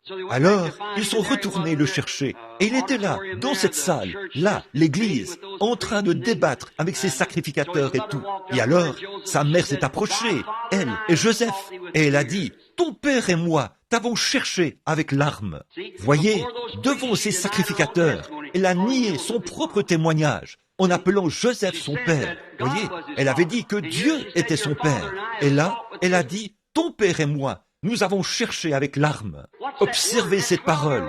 Ce garçon de 12 ans, bien sûr, n'est probablement pas allé à l'école un seul jour de sa vie. Mais observez cette parole. Il était la parole. Il a dit, « Ne savez-vous pas qu'il faut que je m'occupe des affaires de mon père ?» Si Joseph était son père, il aurait été avec lui là-bas, dans l'atelier de menuiserie. Mais son père, c'était Dieu, et il redressait ses sacrificateurs. Voici, il était là pour s'occuper des affaires de mon père. Vous voyez, la parole corrige l'erreur. C'est toujours le cas. Chaque fois, elle ne l'a pas, probablement, jamais remarqué. Et elle a continué, toujours dans le brouillard. Les gens font la même chose aujourd'hui. Mais que Dieu nous vivifie maintenant, pendant les quelques prochaines minutes, pour que nous voyions ce qu'il était. Maintenant, nous voyons, après son baptême, il était dans le désert. Puis, il est sorti du désert. Et il y avait un homme du nom d'André qui avait assisté aux réunions de Jean. Et il n'arrivait pas à amener son frère, Simon, à aller aux réunions. Finalement, un jour, alors qu'il lavait leur filet, il est arrivé un moment où il a rencontré Jésus. Et Simon savait, dans son cœur, j'ai lu une petite histoire là-dessus, ici, il n'y a pas longtemps, au sujet de Simon. Son père, Jonas, est un grand croyant, un pharisien. Il a dit ceci, bien des fois, fiston, je deviens vieux et grisonnant. Il a dit, j'ai tant de fois prié Dieu de me permettre de voir le Messie. Et il a dit, nous avons fait confiance à Dieu pour nos poissons, pour notre subsistance. Et ta mère est partie maintenant. Et il semble que je ne pourrai pas le voir. Je deviens trop vieux. Et il a dit, maintenant, fiston, je veux que tu restes ici près de moi. Je veux te dire quelque chose. Maintenant, juste avant que le Messie s'élève, toutes sortes de faussetés se produiront. Ça, c'est de Satan. Il a dit, mais souviens-toi, tu ne reconnaîtras que le Messie. Tiens-t'en toujours à la parole. Moïse a dit, le Seigneur notre Dieu suscitera un prophète. Or, nous n'en avons pas eu depuis des centaines d'années, mais il y aura un prophète identifié, qui s'élèvera parmi le peuple. Ce sera le Messie. Lui, il sera le prochain. Alors, quand André l'a emmené voir Jésus et qu'il lui a parlé de la prédication de Jean, qui disait qu'un Messie allait venir, pour Simon, eh bien, c'était juste un autre homme de passage. Alors, un jour, Simon est entré directement dans la présence du Seigneur Jésus lui-même. Jésus l'a regardé et a dit, ton nom est Simon, et tu es le fils de Jonas. Avec ça, c'était réglé. Voyez? Or, combien ici savent que c'est là l'attribut de la parole de Dieu? Bien sûr. En effet, dans Hébreux, chapitre 4, verset 12, il est dit, la parole de Dieu est plus tranchante qu'une épée à 2 tranchants. Et elle discerne les pensées qui sont dans le cœur. C'est ce que ces prophètes-là étaient. C'est ce qui leur donnait de voir des choses d'avance, voyez-vous? Et c'était l'exacte vérité, parce que c'était la parole pour cet âge-là. Si vous comprenez ça, levez la main, silencieusement. Donc, vous voyez, c'était la parole pour cet âge-là. C'est ce qui les identifiait en tant que prophètes. Maintenant, un prophète, notre mot anglais, prophet, signifie un prédicateur. Mais dans l'Ancien Testament, ce n'était pas exactement un prophète, c'était un voyant. Et le voyant annonçait d'avance des choses qui arriveraient. Et c'était là son accréditation, qui confirmait aussi qu'il était l'interprète divin de la parole écrite. Parce que son propre ministère manifestait cette parole. Voyez? Donc, c'est ce qui faisait de lui le prophète. Alors, quand Jésus est venu, c'est exactement ce qu'il a fait. Il a regardé directement là et il a dit, non seulement il connaissait son nom, Simon, mais il connaissait aussi son père, Jonas. Et c'est alors qu'il a reconnu ce que son père lui avait dit, que ce Messie serait un prophète. Or, ce n'était pas par la guérison. Ils avaient eu des guérisons, la piscine de Bethesda et tout au long des âges. Dieu a pourvu d'un moyen de guérison pour son peuple. Mais voici, se trouvait là le Messie identifié. Très vite, Simon a reconnu cela. Et Jésus lui a dit, sur sa confession, qu'il s'appellerait, vous savez, Pierre. Puis, nous voyons qu'il y avait là quelqu'un qui s'appelait, un autre jeune homme, il s'appelait Philippe. Il avait un ami, ils avaient étudié les Écritures ensemble. Si vous êtes déjà allé en Palestine, regardez là où il prêchait. Il est allé de l'autre côté de la colline, une distance d'environ 25 kilomètres. Il a trouvé Nathanaël sous un arbre, parce que Nathanaël possédait une oliveraie. Et alors, quand il est arrivé là-bas, il l'a trouvé en train de prier sous un arbre. Il a dit, « Viens voir qui nous avons trouvé, Jésus de Nazareth, le fils de Joseph. » Il a dit, « Viens voir, nous l'avons trouvé. » Bon, vous savez, bien sûr, ce gars-là étant un homme très bien, il a dit, « Eh bien, est-ce qu'il peut sortir quelque chose de bon de Nazareth ?» Il lui a donné la meilleure réponse qu'un homme puisse donner à une autre personne. « Viens voir, ne reste pas à la maison à critiquer. Viens, apporte la Bible, sondons-la. » Maintenant, sans doute que sur le flanc de la colline, ils se sont mis à parler. Il a dit, « Bon, tu sais, nous savons que lorsque le Messie viendra, il sera un prophète. » Oh oui, Moïse nous a dit cela. Nous attendons un prophète. Et bien sûr, les gens pensaient ceci. Si le Messie vient, Dieu fera descendre la passerelle, elle descendra sur les lieux du temple et dira, « Caïphe, je suis arrivé. Mais Dieu ne fait pas les choses de cette façon. Il fait les choses dans une telle simplicité. Il prend seulement son Église. C'est ce qu'il veut, son Église. Donc, nous voyons qu'il a dit, « Tu sais, ce vieux pêcheur à qui tu as vendu du poisson, ou qui t'a vendu du poisson, une fois, il n'avait pas assez d'instructions pour signer son nom sur ce reçu. Oui, Simon. Il lui a dit qu'il s'appelait Simon, et il lui a dit qui était son père. Eh bien, ça ne m'étonnerait pas qu'il te dise qui tu es quand tu arriveras. Eh bien, nous allons aller voir. Il est venu devant Jésus, quel que soit l'endroit où c'était, peut-être dans la ligne de prière, ou peu importe. Et il s'est approché. Jésus qui priait pour les malades. Jésus l'a regardé. Il a dit, « Voici un Israélite dans lequel il n'y a point de fraude. » Oh, ça l'a démonté. Il a dit, « Rabbi », ce qui veut dire docteur, « quand m'as-tu déjà vu? D'où me connais-tu » Il a dit, « Avant que Philippe t'appelle, quand tu étais sous l'arbre, je t'ai vu. » C'était réglé. Il a dit, « Rabbi, tu es le Fils de Dieu, tu es le roi d'Israël. » Vous voyez, cet homme avait vraiment reçu une formation. Il savait que le Messie, ce serait ça là, l'identification, parce qu'il fallait qu'il soit un prophète. Vous voyez, en effet, il fallait qu'il soit la parole. Et il n'avait pas eu de prophète depuis 400 ans. Et voilà qu'ici, il y avait un homme qui s'identifiait exactement. C'était Jésus. Hier. Bon, nous pourrions traiter de bien d'autres personnages, mais laissons-les simplement de côté pour le moment. Il y avait 3 catégories de gens sur la terre. Ce sont les 3 fils de Noé, Cam, Sem et Japheth. C'étaient les Juifs, les Samaritains et les gens des nations. Or, nous, des nations, les Anglo-Saxons, nous n'attendions pas de Messie. Nous avions une massue sur le dos et nous adorions des idoles. Nous étions des Romains et quoi encore. Mais les Samaritains attendaient un Messie. Et il ne vient qu'à ceux qui l'attendent. Dieu fait toujours cela. Il vient chez les siens. Maintenant, remarquez, il descendait à Jéricho, mais il avait une raison. Il devait passer par la Samarie. Et il est venu dans une ville appelée Sichar. Il avait envoyé les disciples chercher de la nourriture. Et en attendant, il était assis là. Et une petite femme, peut-être une personne de belle apparence, est arrivée au puits vers 11 heures. En effet, elle ne pouvait pas venir le matin avec les autres vierges qui venaient. Donc, elle est arrivée là.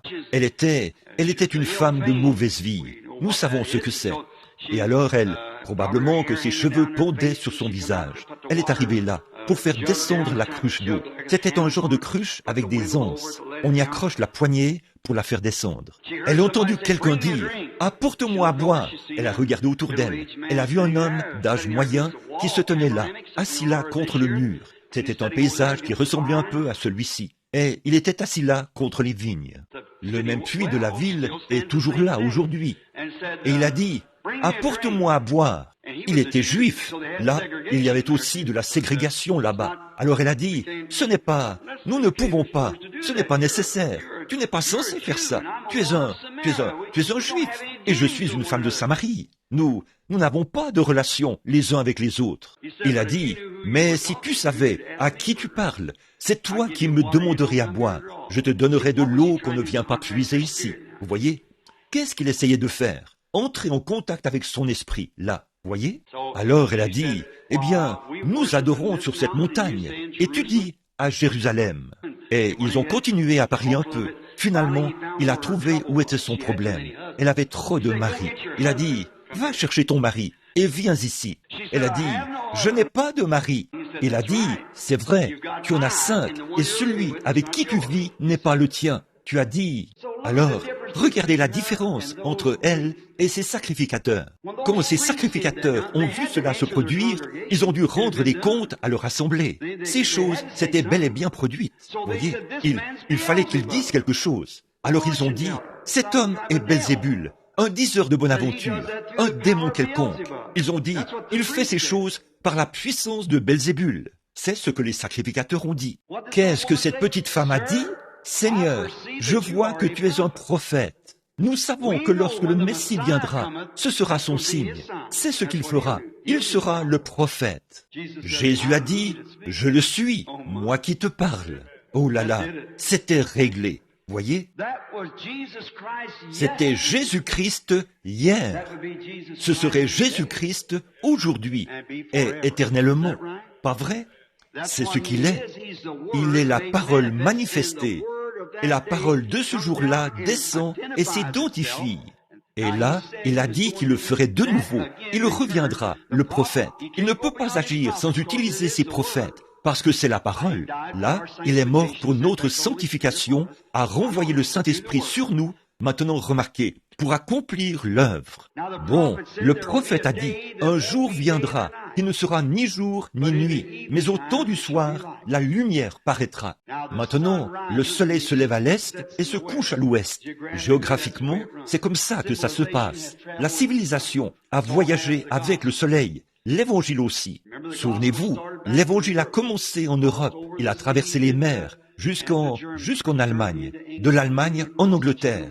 De l'Angleterre, il a traversé l'océan jusqu'aux États-Unis, sur la côte est, et s'est déjà rendu à l'ouest. Maintenant, si l'évangile va plus loin, il reviendra à l'est de nouveau. Nous sommes à la fin. Là, il y a eu un jour, quand ce Fils s'est levé là-bas au commencement, le F-I-L-S de Dieu, est venu sur la terre. Or, il était promis qu'il viendrait de nouveau au temps du soir. Là, nous avons eu un jour sombre. Nous avons eu de grandes réunions. Nous avons guéri les malades. Nous avons passé des moments merveilleux et nous avons fait des organisations, des écoles, des hôpitaux et des séminaires. Tout cela est très bien. C'était un jour sombre. Mais il a promis, juste avant que la nuit arrive, la lumière paraîtra. Or, Jésus a dit dans Luc, chapitre 17, il a dit, ce qui arriva du temps de Sodome. Maintenant, écoutez attentivement, je termine. Ce qui arriva du temps de Sodome arrivera de même à la venue du Fils de l'homme. Ça, nous le savons tous. En effet, il a lu la même Bible dans la Genèse que nous lisons. Et observez le cadre de Sodome. Or, à Sodome, il y avait 3 catégories de gens. Il y a toujours 3 catégories de gens. Les croyants, les soi-disant croyants et les incroyants. Bon, il y avait là Abraham. Son nom avait été changé d'Abraham en Abraham, ce qui voulait dire père de nations. Et il ne pouvait pas avoir de bébé tant qu'il s'appelait Abraham. Il fallait que son nom soit changé pour Abraham, car Am signifie effectivement père des nations. Maintenant, remarquez, père pour les nations. Maintenant, remarquez, la scène n'a jamais concordé dans le monde entier, comme c'est le cas en ce moment même. Maintenant, nous voyons que tout est aligné exactement comme à Sodome. Si vous ne le croyez pas, enlevez vos lunettes de soleil, sortez et regardez dans la rue chaque jour. Regardez les journaux, partout où vous voudrez. C'est une Sodome, exactement, voyez? Et il y avait Lot, là-bas, à Sodome. Mais ici, c'était Abraham, c'était l'élu, celui qui avait la promesse. Il n'était pas dans Sodome, il n'est pas allé là-bas. Il a été appelé à sortir. Or, il y a 3 groupes de gens. Il y avait un véritable croyant et il y en avait un tiède. Et n'importe quel docteur vous dira que Lot représentait l'église dénominationnelle qui était dans Sodome. Puis, il y avait le sodomite à cette époque-là. Maintenant, remarquez, juste avant ils étaient... Abraham et Lot attendaient un fils promis, un fils miraculeux. Pas vrai? Est-ce là ce que l'Église attend aujourd'hui? Le retour de ce Fils, Jésus-Christ, le Fils de Dieu. Nous attendons sa venue. Maintenant, regardez le cadre. Tout le monde admettra que les choses sont dans un état comme celui de Sodome. Je suis passé en Californie, ici, l'autre jour, et j'ai mis la main sur un magazine ou un journal où j'ai lu que le nombre d'homosexuels a augmenté de 60% au cours de la dernière année. Voyez? Oh là là! C'est pitoyable. Voyez, c'est simplement parce que les femmes ont laissé tomber leur moralité. C'est vrai, elles sont là, dans la rue, nues. Et c'est vraiment une honte. Mais la Bible dit qu'elles seraient comme ça. Et même pour les hommes, ils sont changés. Voyez, et ça va empirer. Dans un autre, si le monde subsistait, dans 50 ans, le monde entier serait complètement fou. Regardez la santé mentale d'il y a 40, d'il y a 20 ans, jusqu'à aujourd'hui. Voyez? Maintenant, regardez le cadre. Voici Abraham l'élu, appelé à sortir, là. Et il y a Lot, en bas, à Sodome. Et 3 anges sont venus. 2 anges sont descendus pour parler à Lot. Ils ont prêché la parole et ils ont essayé de faire sortir Lot de là. Pas vrai? Mais celui-ci qui est resté avec Abraham, il n'a pas cherché à faire sortir Abraham de quoi que ce soit, parce qu'il était déjà sorti. Voyez, il était sorti. Mais regardez bien le genre de signe qu'il a opéré. Maintenant, regardez, il était assis, le dos tourné à la tente, et Sarah était dans la tente derrière lui. Il ne l'avait encore jamais vue. Et souvenez-vous, juste un jour ou deux avant ça, son nom était Abraham, et elle s'appelait Saraï. Maintenant, elle s'appelle Sarah, S-A-R-A. Il s'appelle A-B-R-A-H-A-M. Il a dit, Abraham, où est ta femme Sarah? S-A-R-A. Il a dit, elle est dans la tente, derrière toi. Il a dit, je vais te visiter à la période de la vie. Or, il avait attendu cet enfant pendant 25 ans. Elle a maintenant près de 100 ans. Il a 100 ans. Elle a 90 ans. Il a dit, je vais te visiter à la période de la vie, et tu auras ce fils. Et Sarah, elle a un peu ri, vous savez, en elle-même. Elle a dit, moi, une vieille femme? Voyez, quant à... Nous sommes un auditoire mixte, mais vous savez ce que je veux dire. Quant à cet homme et sa femme, les relations conjugales avaient cessé depuis des années et des années et des années, voyez-vous, parce qu'il avait 100 ans et elle 90, bien avancée en âge. Elle a dit, moi, avoir du plaisir avec mon Seigneur, Abraham, alors que lui aussi est vieux? Voyez? Alors cet homme, le dos tourné à la tente, a dit, pourquoi Abraham ou pourquoi Sarah a-t-elle ri dans la tente en disant que ces choses ne se peuvent pas? Abraham l'a appelé Elohim. C'était Dieu. Elohim, c'est celui qui existe par lui-même. Voyez, qui suffit à tout, qui existe par lui-même. Au commencement, Dieu. Prenez ce mot, Dieu. Regardez-le là même. Traduit de la même manière. Elohim. Par lui, Elohim était là, manifesté dans la chair. Il avait mangé la chair d'un veau, bu le lait de la vache et mangé du pain. Et il était là, en train de parler à Abraham. Et Abraham savait qu'il pouvait discerner ce qu'il y avait dans les pensées de Sarah, là derrière. Et c'est pour cette raison qu'il savait que c'était Elohim. Jésus a dit, remarquez, au jour où le Fils de l'homme sera révélé, se révélera dans les derniers jours, ce sera comme au jour de Sodome. Dieu manifesté dans son Église, les êtres humains, il se révèle, vous voyez, dans la chair humaine, comme il l'a fait en ce temps-là. Maintenant, regardez, je veux vous demander quelque chose. Dans tous les âges, depuis le commencement de l'Église, les églises n'ont jamais eu de messager dont le nom se termine par H-A-M, jusqu'à maintenant. G-R-A-H-A-M. C'est vrai. Là-bas, en train de les appeler à sortir. Oral Roberts et un Billy Graham. Voyez, H-A-M. Il y a eu Moody, Sankey, Finney, Wesley, Billy Sunday, tout cela. Vous voyez?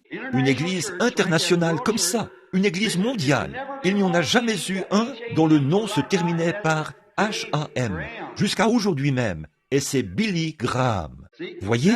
Et ça fait 6 lettres. G-R-A-H-A-M. 6. Ce qui signifie l'homme est né, a été créé le 6e jour. 6. C'est le nombre de l'homme. Le voilà. Pour l'église naturelle.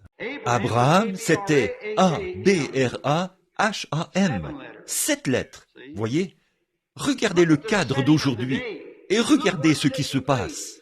Abraham avait vu beaucoup de signes et de prodiges, et tout ce que Dieu avait fait, l'Église aussi. Vous avez reçu le Saint-Esprit, vous avez parlé en langue, vous avez accompli tous ces signes et ces prodiges. Mais il vous est promis, ce qui arriva en ce temps-là arrivera de nouveau. Au temps du soir, la lumière paraîtra. Jésus-Christ, le même Fils, fait de nouveau son apparition dans son Église, et il fera la même chose qu'il a faite à l'époque, montrant qu'il est la parole manifestée. Voyez? Connaître le secret du cœur, révéler et accomplir les choses qu'il est censé faire. C'est exactement la parole de Dieu. Il se fait tard, alors courbons la tête un instant, alors que nous regardons à lui et que nous lui demandons de confirmer sa parole. Père Céleste, le temps ne nous le permet pas. Nous pourrions rester des heures et des heures assis ici à déclarer, de la Genèse à l'Apocalypse, que c'est maintenant l'heure. Oh Seigneur, notre première visite ici, avec ce beau groupe de gens ici sur la côte, et nous savons qu'un jour, elle s'enfoncera au fond de l'océan, et qu'il ne restera pas pierre sur pierre. Il y aura Oh, quel temps qui est juste là devant nous. Puisse, Seigneur, en cette heure où nous rendons témoignage, puisse le glorieux Saint-Esprit venir maintenant, et ces paroles que j'ai prononcées, puisse-t-il prouver ces paroles en les confirmant. Il démontre à cet auditoire qu'il est le même hier, aujourd'hui et éternellement. Il accomplit cette écriture. Nous savons que tu n'aurais pas à le faire, Seigneur, pour prouver que tu es Dieu. Mais comme nous le lisons dans le livre de Matthieu, vers le chapitre 12, il n'avait pas à faire de guérison pour montrer qu'il était Dieu, mais il l'a fait, afin que cela soit accompli. Il doit tenir sa parole, et il aime le faire, et il le fera, parce qu'il est Dieu. Et je prie ce soir, maintenant, qu'il tienne aussi cette parole qui a été promise pour cette heure-ci, que tous mes frères et moi-même, et tous les gens qui sont ici, et nos sœurs, ce beau groupe de gens, que nous voyons ta présence au milieu de nous maintenant, nous le demandons au nom de Jésus. Amen. Maintenant, nous dépassons un peu le temps prévu, alors nous allons juste appeler un... Oui, il est vraiment tard. Nous prendrons encore une dizaine de minutes ou une quinzaine de minutes. Appelons-en seulement quelques-uns dans la ligne de prière. Les quarts de prière, leur as-tu donné les A? Oui, les A. A, numéro 1. Prenons-en une pour qui a la carte de prière A? Numéro 1. Levez la main. Si vous pouvez marcher, c'est une petite carte qui porte un numéro. A, numéro 1. Levez la main. Vous voulez dire que ce n'est pas dans l'assistance? Eh bien, tu as dû te tromper. La carte de prière A, numéro 1? Eh bien, oh, c'est ça? Très bien. A, 2. Venez ici, si vous le voulez bien, madame. Avancez par ici. Eh bien, voyons voir. Peut-elle passer par là? J'en doute. Oh oui, il y a des gens partout sur le parterre, là. Très bien. A, numéro 2, qui a ça? 3. Levez la main. Si vous ne pouvez pas venir maintenant, c'est pour cette raison que nous les appelons un par un. Il se peut que nous devions les transporter jusqu'ici. 3, 4, qui a le numéro 4? 5, en bas ici. Madame, avancez-vous. 6, la carte de prière numéro 6. Est-ce la dame qui se lève ici, qui porte la petite veste blanche? Vous avez le numéro 6. 7, parfois ils sont sourds et n'entendent pas. Parfois, ils ne peuvent pas marcher. 7, 8, je n'ai pas vu le numéro 8 se lever. Voudriez-vous lever la main? Très bien. 9, 10, très bien. Attendons un instant là, parce qu'il se fait tard maintenant. Prenons cela un instant. Conservez simplement vos cartes. Nous vous appellerons un par un, vous voyez, mais restez simplement dans la ligne. Maintenant, combien ici n'ont pas de carte de prière? Levez la main pour dire « Je suis malade, je n'ai pas de carte de prière ». Levez la main très haut pour que je puisse la voir. Je suppose qu'il y en a partout. Maintenant, regardez, je veux vous parler un instant pendant qu'ils se mettent en ligne. Il y avait une femme dans la Bible. Disons qu'elle n'avait pas de carte de prière non plus, mais elle avait la foi. Alors elle a dit, si je peux toucher son vêtement, je serai guérie. Combien connaissent l'histoire? Bien sûr. Et quand elle a touché son vêtement, il s'est retourné et il a dit « Qui m'a touché ?» Eh bien, Pierre pensait que ça ressemblait un peu à un cas de maladie mentale. Il a dit « Eh bien, tout le monde te touche. Tu dis « Qui t'a touché ?» Voyons, ils n'auront pas une bonne opinion de toi si tu... Il a dit « Mais je sens que je me suis affaibli. De la vertu est sortie de lui. » Il s'est retourné et a parcouru son auditoire du regard jusqu'à ce qu'il trouve cette femme et lui a dit que sa perte de sang, que sa foi l'avait guéri. Combien savent que c'est vrai? Maintenant, est-ce que je ne viens pas de dire il est le même hier, aujourd'hui et éternellement? Est-ce que la Bible dit qu'il est le souverain sacrificateur qui peut compatir à nos infirmités? Pas vrai? Alors, comment agirait-il aujourd'hui? Il agirait comme il l'a fait hier. Pas vrai? Maintenant, souvenez-vous, vous pouvez toujours le toucher. Voyez, les Écritures ne peuvent pas mentir. Voyez? Maintenant, la seule chose qui n'est pas ici, c'est son corps visible. Mais vous, il est le cep, et vous êtes le sarment. Voyez? Vous êtes le sarment. C'est vous qui agissez. Vous et moi, nous agissons ensemble. Maintenant, peu importe combien il moindrait, il doit vous moindre, vous aussi. Voyez? En effet, il faut qu'il y ait à la fois le négatif et le positif pour produire la lumière. Alors maintenant, vous devez aussi le croire. Eh bien, vous qui n'avez pas de carte de prière, regardez par ici et dites, Seigneur Jésus, cet homme ne me connaît pas. Chose certaine, il ne me connaît pas. mais je souffre de quelque chose, et fais qu'il se retourne, et qu'il m'en parle, comme Jésus l'a fait cette fois-là. Et je sais qu'il ne me connaît pas, donc il faudra que ce soit toi. Alors je le croirai. Pouvez-vous faire ça? Allez-vous croire ça? Très bien, très bien. Priez maintenant. Je vais prendre ceci. On dirait que cet appareil est plus... C'est très bien. Il fonctionnait un peu mieux que d'habitude. Maintenant, frères, ça c'est l'évangile que vous prêchez, voyez? Alors priez pour moi. Bon, maintenant, que tout le monde soit aussi respectueux que possible, et regardez par ici, et croyez de tout votre cœur. Croyez simplement, avec tout ce qui est en vous. Vous croyez, et ne doutez pas du tout. Bon, là, voici une dame qui se tient ici. Je suppose que nous sommes, elle et moi, nous sommes des inconnus l'un pour l'autre. Je ne la connais pas. Et vous m'avez vu une fois? Où ça? Clearwater? Ça fait combien de temps? Oui, Saint Petersburg. Oui, je suis allé à Saint Petersburg. C'était il y a plusieurs années. Eh bien, là, vous étiez probablement assise dans l'auditoire, ou quelque chose comme ça. Je ne vous connaîtrai pas, vous savez, ou je ne saurais rien à votre sujet.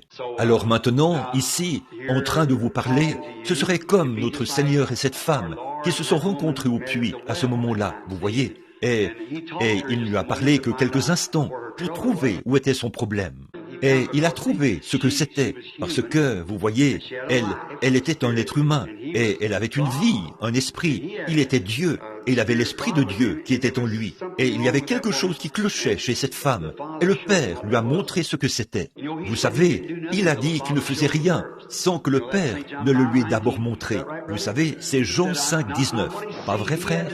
Il a dit, pas ce qu'il avait vu, il fallait d'abord qu'il le voie. Jésus n'a jamais rien fait avant d'avoir premièrement eu une vision. Combien savent que c'est vrai? Jean 5, 19. Je ne fais rien sans que je vois le Père le faire d'abord. Voyez? Maintenant, Bon, bien sûr, je ne suis pas lui, et vous n'êtes pas elle, mais c'est toujours le même Dieu. Voyez? Et nous sommes ici. Nous nous rencontrons dans un but.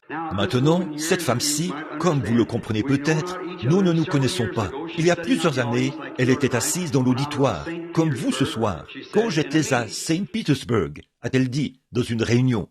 Je n'ai aucun moyen, elle m'est totalement inconnue, je ne sais rien d'elle, et le Père Céleste le sait. Mais maintenant, elle est ici pour une raison quelconque. Elle pourrait être ici pour quelqu'un d'autre, des problèmes financiers, des problèmes de famille. Elle est peut-être elle-même malade. Elle est peut-être ici pour quelqu'un d'autre. Je ne sais pas pourquoi elle est ici. Voyez, c'est une femme, tout simplement. Eh bien, qu'en serait-il s'il était malade et que j'étais comme notre noble frère Oral Roberts, et que je lui imposais les mains et dirais que le Seigneur vous guérisse et vous rétablisse, et vous repartiriez en croyant cela. C'est très bien, c'est l'Écriture, et si vous le croyez, vous vous rétabliriez, voyez. Mais vous voyez, ça, c'est le ministère de frère Roberts. Ce n'est pas le mien, voyez. Ceci, c'est sous un autre angle. Quelque chose qui est ici au temps de la fin. Or, Jésus, qu'était-il? Le même hier, aujourd'hui et éternellement. Maintenant, s'il se tenait ici, vêtu de ce complet que je porte, qu'il m'a donné, alors, si cette femme est malade, pourrait-il la guérir? Faites attention maintenant, faites attention. Non, il ne pourrait pas le faire. Il l'a déjà fait. Voyez, il a été blessé pour nos transgressions. C'est par ses meurtrissures que nous avons été guéris. Il l'a déjà fait. La seule chose qu'il pourrait faire, c'est de s'identifier devant elle, pas vrai?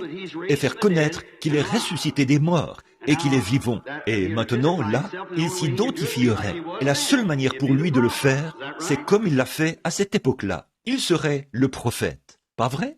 Eh bien, ce ne serait pas moi, parce que je n'en sais rien. Alors, ça m'exclut.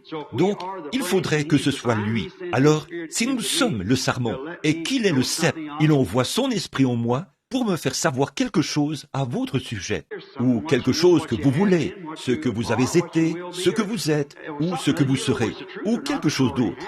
Vous saurez si c'est la vérité ou pas, si c'est déjà arrivé. Donc, cela devrait vraiment vous faire voir qu'il est vivant et avec nous aujourd'hui. Voyez? Est-ce que cela vous ferait croire s'il le faisait? Maintenant, levez la main. Je veux savoir. Alors, promettez à Dieu. Ça me ferait croire. Voyez? Voyez? Bon, j'ai dit qu'il était le même hier, aujourd'hui, éternellement. Maintenant, l'est-il? Est-il vivant? C'est ça la question. Est-il ici? Nous avons poussé des cris. Nous avons ressenti quelque chose. Tout comme si un homme n'avait jamais vu et qu'il sortait et ressentait la chaleur du soleil. Il ne saurait pas ce que c'est. C'est quelque chose de chaud. Mais s'il pouvait voir, il verrait ce que c'est. Il dirait que c'est le soleil. Qu'est-ce que le soleil? Pour un autre homme qui n'a peut-être jamais vu cela, si personne n'avait jamais eu le sens de la vue auparavant. Maintenant, ceci, c'est un aperçu, et la chose que vous avez louée et dont vous vous êtes réjoui, cela se manifeste ici, et vous voyez ce que c'est. Voyez?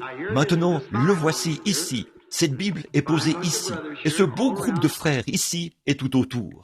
Nous sommes tous les deux des inconnus. Maintenant, puisse le Seigneur Jésus révéler. Maintenant, pour guérir, ou pour lui donner ce qu'elle veut, si c'était de l'argent, il faudrait que ce soit vraiment peu, parce que je n'en ai pas beaucoup. Mais je le ferai, je ferai de mon mieux. Mais bon, pour guérir, je ne pourrais pas le faire. Voyez, il faudrait que ça vienne de lui. Mais maintenant, s'il me dit quelque chose à votre sujet, et vous savez que je ne sais rien, et s'il me disait quelque chose à votre sujet, cela augmenterait votre foi, n'est-ce pas? Cela vous ferait croire qu'il est ici. Maintenant, puisse-t-il le faire? Au nom de Jésus-Christ, je prends tout esprit ici sous mon contrôle maintenant pour rendre témoignage de cette parole de Dieu. Priez maintenant. Voyez, vous dites, qu'est-ce que vous attendiez, frère Branham? Combien ont déjà vu une photo de cette lumière? C'est elle est ici, maintenant même. Elle est ici même, maintenant. Maintenant, elle ne pourrait pas se cacher, même si elle essayait de le faire. Elle ne pourrait pas le faire maintenant. C'est une personne gentille. Elle n'a aucune raison de s'inquiéter. Elle est aussi consciente qu'il se passe quelque chose. Mais ce que la femme veut, c'est qu'elle est en train de devenir handicapée. La femme commence à souffrir d'arthrite. C'est vrai, c'est ça, voyez? Oui, levez la main si c'est vrai, s'il s'agit de l'arthrite. Maintenant, vous croyez que je peux vous dire à quel endroit l'arthrite vous fait le plus souffrir? C'est dans vos os. C'est vrai. Et vous avez quelque chose d'autre qui ne va pas chez vous. Croyez-vous que Dieu peut dire ce que c'est? Vous avez une tumeur. Oui, en effet, c'est vrai. Levez la main. Croyez-vous que Dieu peut me dire où elle est? C'est sur la poitrine. C'est vrai. Faites signe de la main comme ceci. Maintenant, vous voyez, il est le même, hier, aujourd'hui et éternellement. Maintenant, croyez-vous de tout votre cœur? Continuez votre chemin, et cela ne vous causera plus de problème, là. Continuez simplement, croyez de tout votre cœur. C'est tout ce que vous avez à faire. Voyez? Allez et croyez. Voyez? Maintenant, là, vous voyez, je ne connais pas cette femme. Là, vous savez pendant combien de temps je vous ai parlé? Plus de 45 minutes. Je suis plus faible en ce moment, à cause de ça, que je ne l'ai été après avoir prêché tout ce temps. Voyez? Maintenant, voici une dame. Nous sommes des inconnus l'un pour l'autre, je suppose. Nous ne nous connaissons pas, mais Dieu nous connaît tous les deux. Maintenant, si Jésus me dit quelque chose à votre sujet, que vous savez que je ne sais pas, est-ce que cela vous aiderait à avoir foi en ce que vous allez demander? Est-ce que ça aiderait l'auditoire maintenant? Voyez? Maintenant, souvenez-vous, il promet que la scène concorde exactement à celle de Sodome. Vous voyez Sodome, vous voyez Billy Graham, tout, exactement comme ça. Maintenant, observez le groupe d'Abraham, ici, vous voyez, là, la postérité royale d'Abraham. Étant morts en Christ, nous sommes la postérité d'Abraham. C'est vrai, frère, nous sommes tous, c'est une tumeur. C'est vrai, l'opération n'a fait aucun bien, et vous avez des problèmes avec ça tout le temps. Croyez-vous que cela va vous quitter maintenant? Très bien, que Dieu vous bénisse. Il en sera exactement comme vous l'avez cru. Très bien, ayez simplement la foi maintenant. Ne doutez pas, voyez-vous, ayez la foi, madame. Très bien, le prochain, voilà, voyez? Maintenant venez, vous êtes la patiente suivante. Or nous sommes des inconnus l'un pour l'autre. Nous sommes inconnus. Je ne vous ai jamais vu auparavant. Vous n'êtes qu'une. Vous ne m'avez jamais vu de votre vie, et je ne vous ai jamais vu de ma vie. Nous ne sommes que deux personnes qui se sont rencontrées. Maintenant, qu'est-ce que c'est? C'est un don, voyez, un don. Ce n'est pas quelque chose comme un bâton ou une épée avec laquelle on coupe et tout. Un don, c'est un moyen de s'enlever du chemin. Voyez, je dois m'enlever du chemin. Alors le Saint-Esprit prend la relève. Voyez, ce n'est pas une chose que vous prenez pour faire quelque chose. C'est un don pour s'enlever du chemin. Alors Dieu vous utilise. Voyez, une fois que vous êtes, c'est comme un petit... On ne peut pas l'expliquer. parce qu'on ne peut pas expliquer Dieu. Nous croyons Dieu, nous ne l'expliquons pas, nous ne pouvons pas. On connaît Dieu par la foi, et non par la science, ni par aucun autre moyen. On ne le prouve pas par la science. On croit simplement en lui. On ne peut pas prouver ce qu'est l'amour. On ne peut pas prouver ce qu'est la joie, l'armure complète de Dieu, l'amour, la joie, la paix, la longanimité, la douceur, la bonté, la patience. Tout ça, c'est surnaturel. Voyez, vous ne pouvez pas le prouver, mais vous savez que vous l'avez. Voyez, c'est ça. Alors vous-même, vous le savez. La dame est vraiment épuisée. Il y a quelque chose qui ne va pas avec sa bouche, à l'intérieur de sa bouche. C'est vrai. Si c'est vrai, levez la main. Et c'est cancéreux. Vous craignez que ce le soit. C'est vrai. Maintenant vous dites, vous l'avez deviné. Je ne l'ai pas deviné non plus. On ne devine pas ces choses. Regardez encore ici. Vous êtes quelqu'un de très bien. Quelque chose vous est arrivé à ce moment-là. Mais tenez, vous avez aussi eu un accident de voiture, n'est-ce pas? Si c'est vrai, levez la main. Ça, vous voyez, là, je n'aurais pas pu le savoir. Très bien. Alors, continuez votre chemin en vous réjouissant. Croyez simplement Dieu. Amen. Croyez-le. Avancez-vous maintenant. Vous croyez. Vous croyez? Maintenant, vous qui êtes dans l'auditoire, commencez simplement à croire de tout votre cœur. Ne doutez pas, mais croyez que chaque parole est la vérité. Vous voyez? C'est lui. C'est votre Seigneur. Il est là, au milieu de vous. Vous croyez ça, dans la salle? Or, nous sommes des inconnus l'un pour l'autre, je suppose. Je ne vous connais pas, et vous ne me connaissez pas. Bon, c'est bien. En effet, c'est ce qui fait que je n'étais jamais venu ici avant, vous savez. Nous sommes simplement ici, en ville. Et vous êtes dans le besoin, ou ce qu'il peut y avoir. Vous croyez que Dieu peut me dire quel est votre besoin, ou ce qu'il peut y avoir? Vous me croirez? Ce n'est pas pour vous-même, c'est pour quelqu'un d'autre. C'est vrai, c'est un petit-fils. Et ce petit-fils est un peu arriéré. C'est exact. C'est à un autre endroit. Ce n'est pas ici. Quelque chose comme le Nouveau-Mexique. Ou c'est au Nouveau-Mexique. C'est là que ça se trouve. Allez, croyez maintenant de tout votre cœur. Nous sommes des inconnus l'un pour l'autre. C'est la première fois que nous nous rencontrons. Mais, très bien. Un homme assis juste là, cette chose qui bouge comme ceci, il regarde. Vous souffrez de maux d'estomac, monsieur. C'est vrai, vous étiez assis là, à vous demander comment cela avait pu se faire. N'est-ce pas vrai? Et vous pensiez à votre propre estomac. Si c'est vrai, levez la main. Je ne connais pas cet homme. Je ne l'ai jamais vu de ma vie. Très bien. Vous avez une habitude dont vous voulez vous débarrasser. Fumer. Vous voulez arrêter de fumer? C'est ce qui cause votre problème d'estomac. Quand vous fumez des cigarettes, la nicotine descend, ce qui provoque des spasmes dans votre estomac. Je n'ai jamais vu cet homme de ma vie, et le voilà ici. Maintenant, levez-vous, monsieur, si c'est la vérité. Je vous libère de vos cigarettes. Au nom de Jésus-Christ, allez et soyez guéris. Or, je ne l'ai jamais vu de ma vie. Qu'est-ce qu'il a touché? Il a touché le maître. Au fait, la dame assise là, à côté de vous, une de vos proches, elle aussi, elle a des problèmes d'estomac. C'est vrai. Vous voulez vous remettre de vos problèmes d'estomac, madame? Vous voyez, l'esprit, c'est le dernier jour. Ne voyez-vous pas cette lumière suspendue tout près d'eux?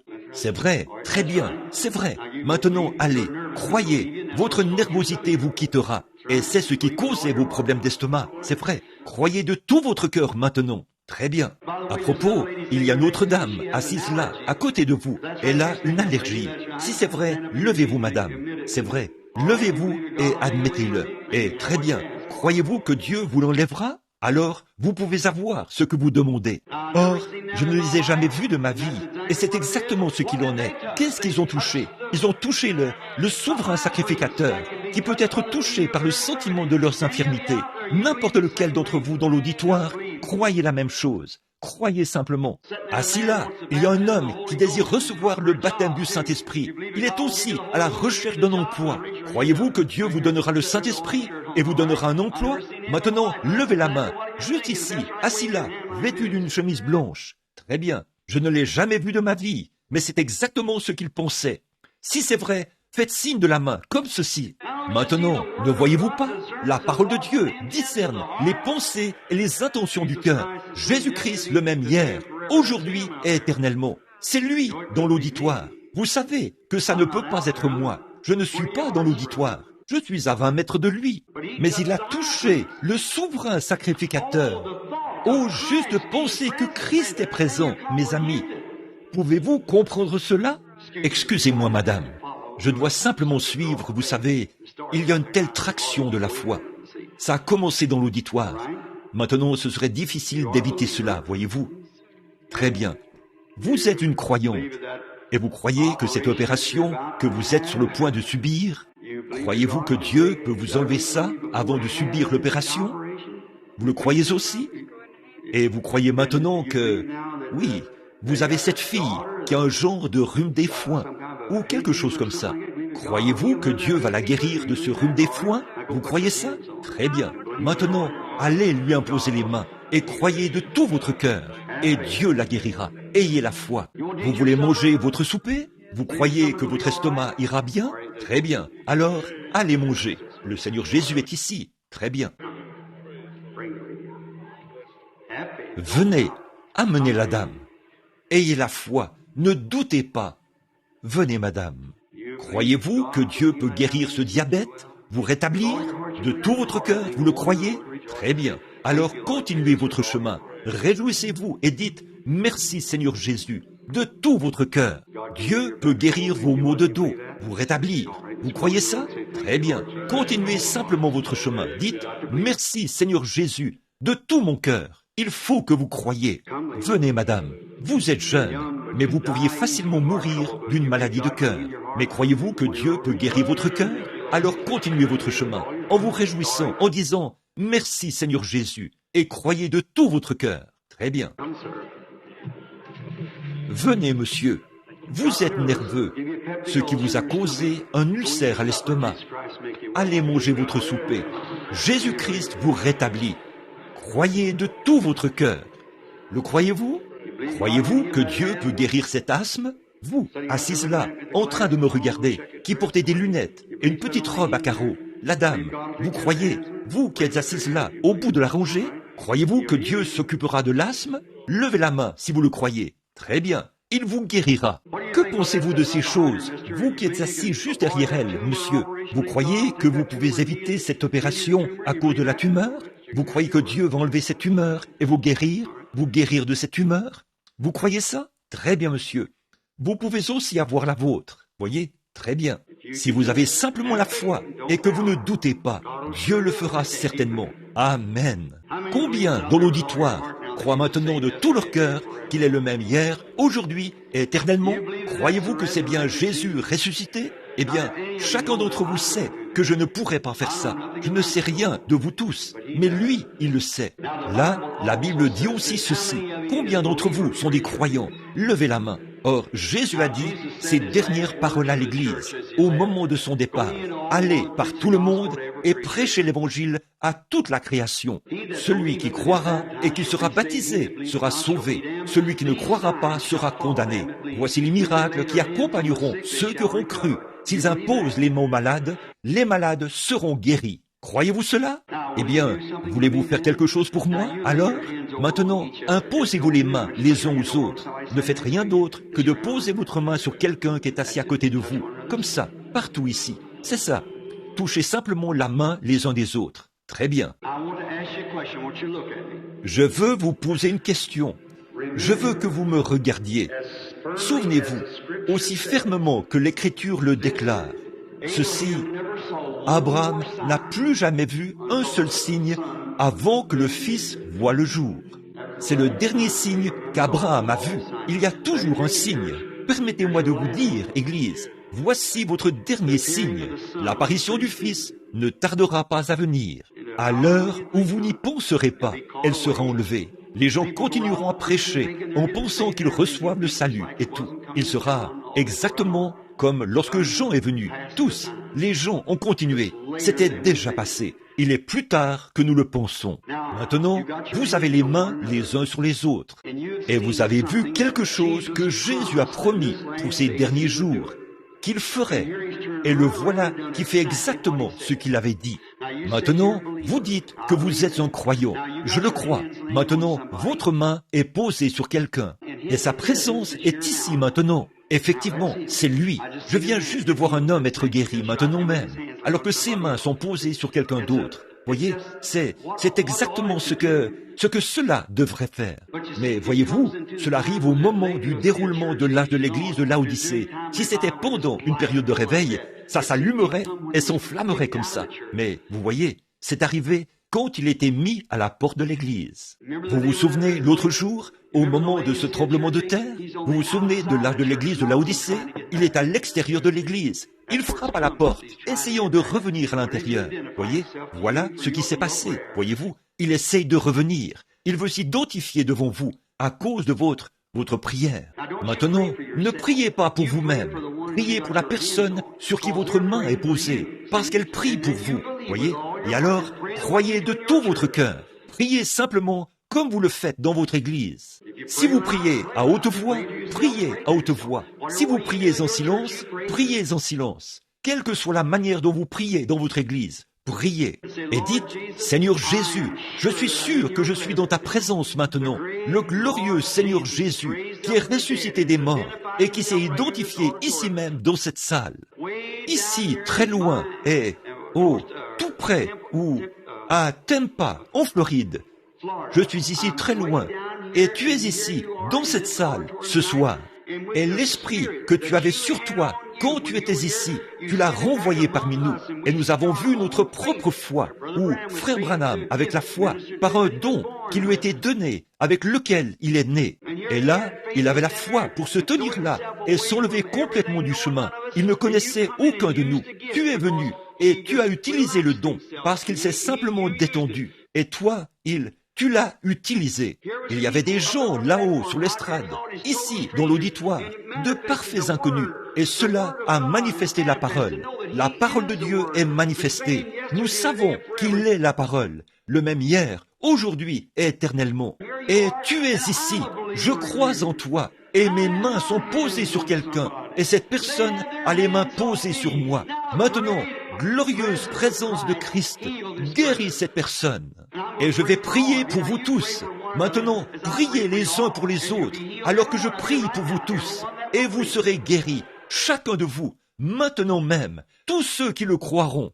Père Céleste, ce groupe de gens ici, ce soir, nous te remercions pour ta présence, Seigneur.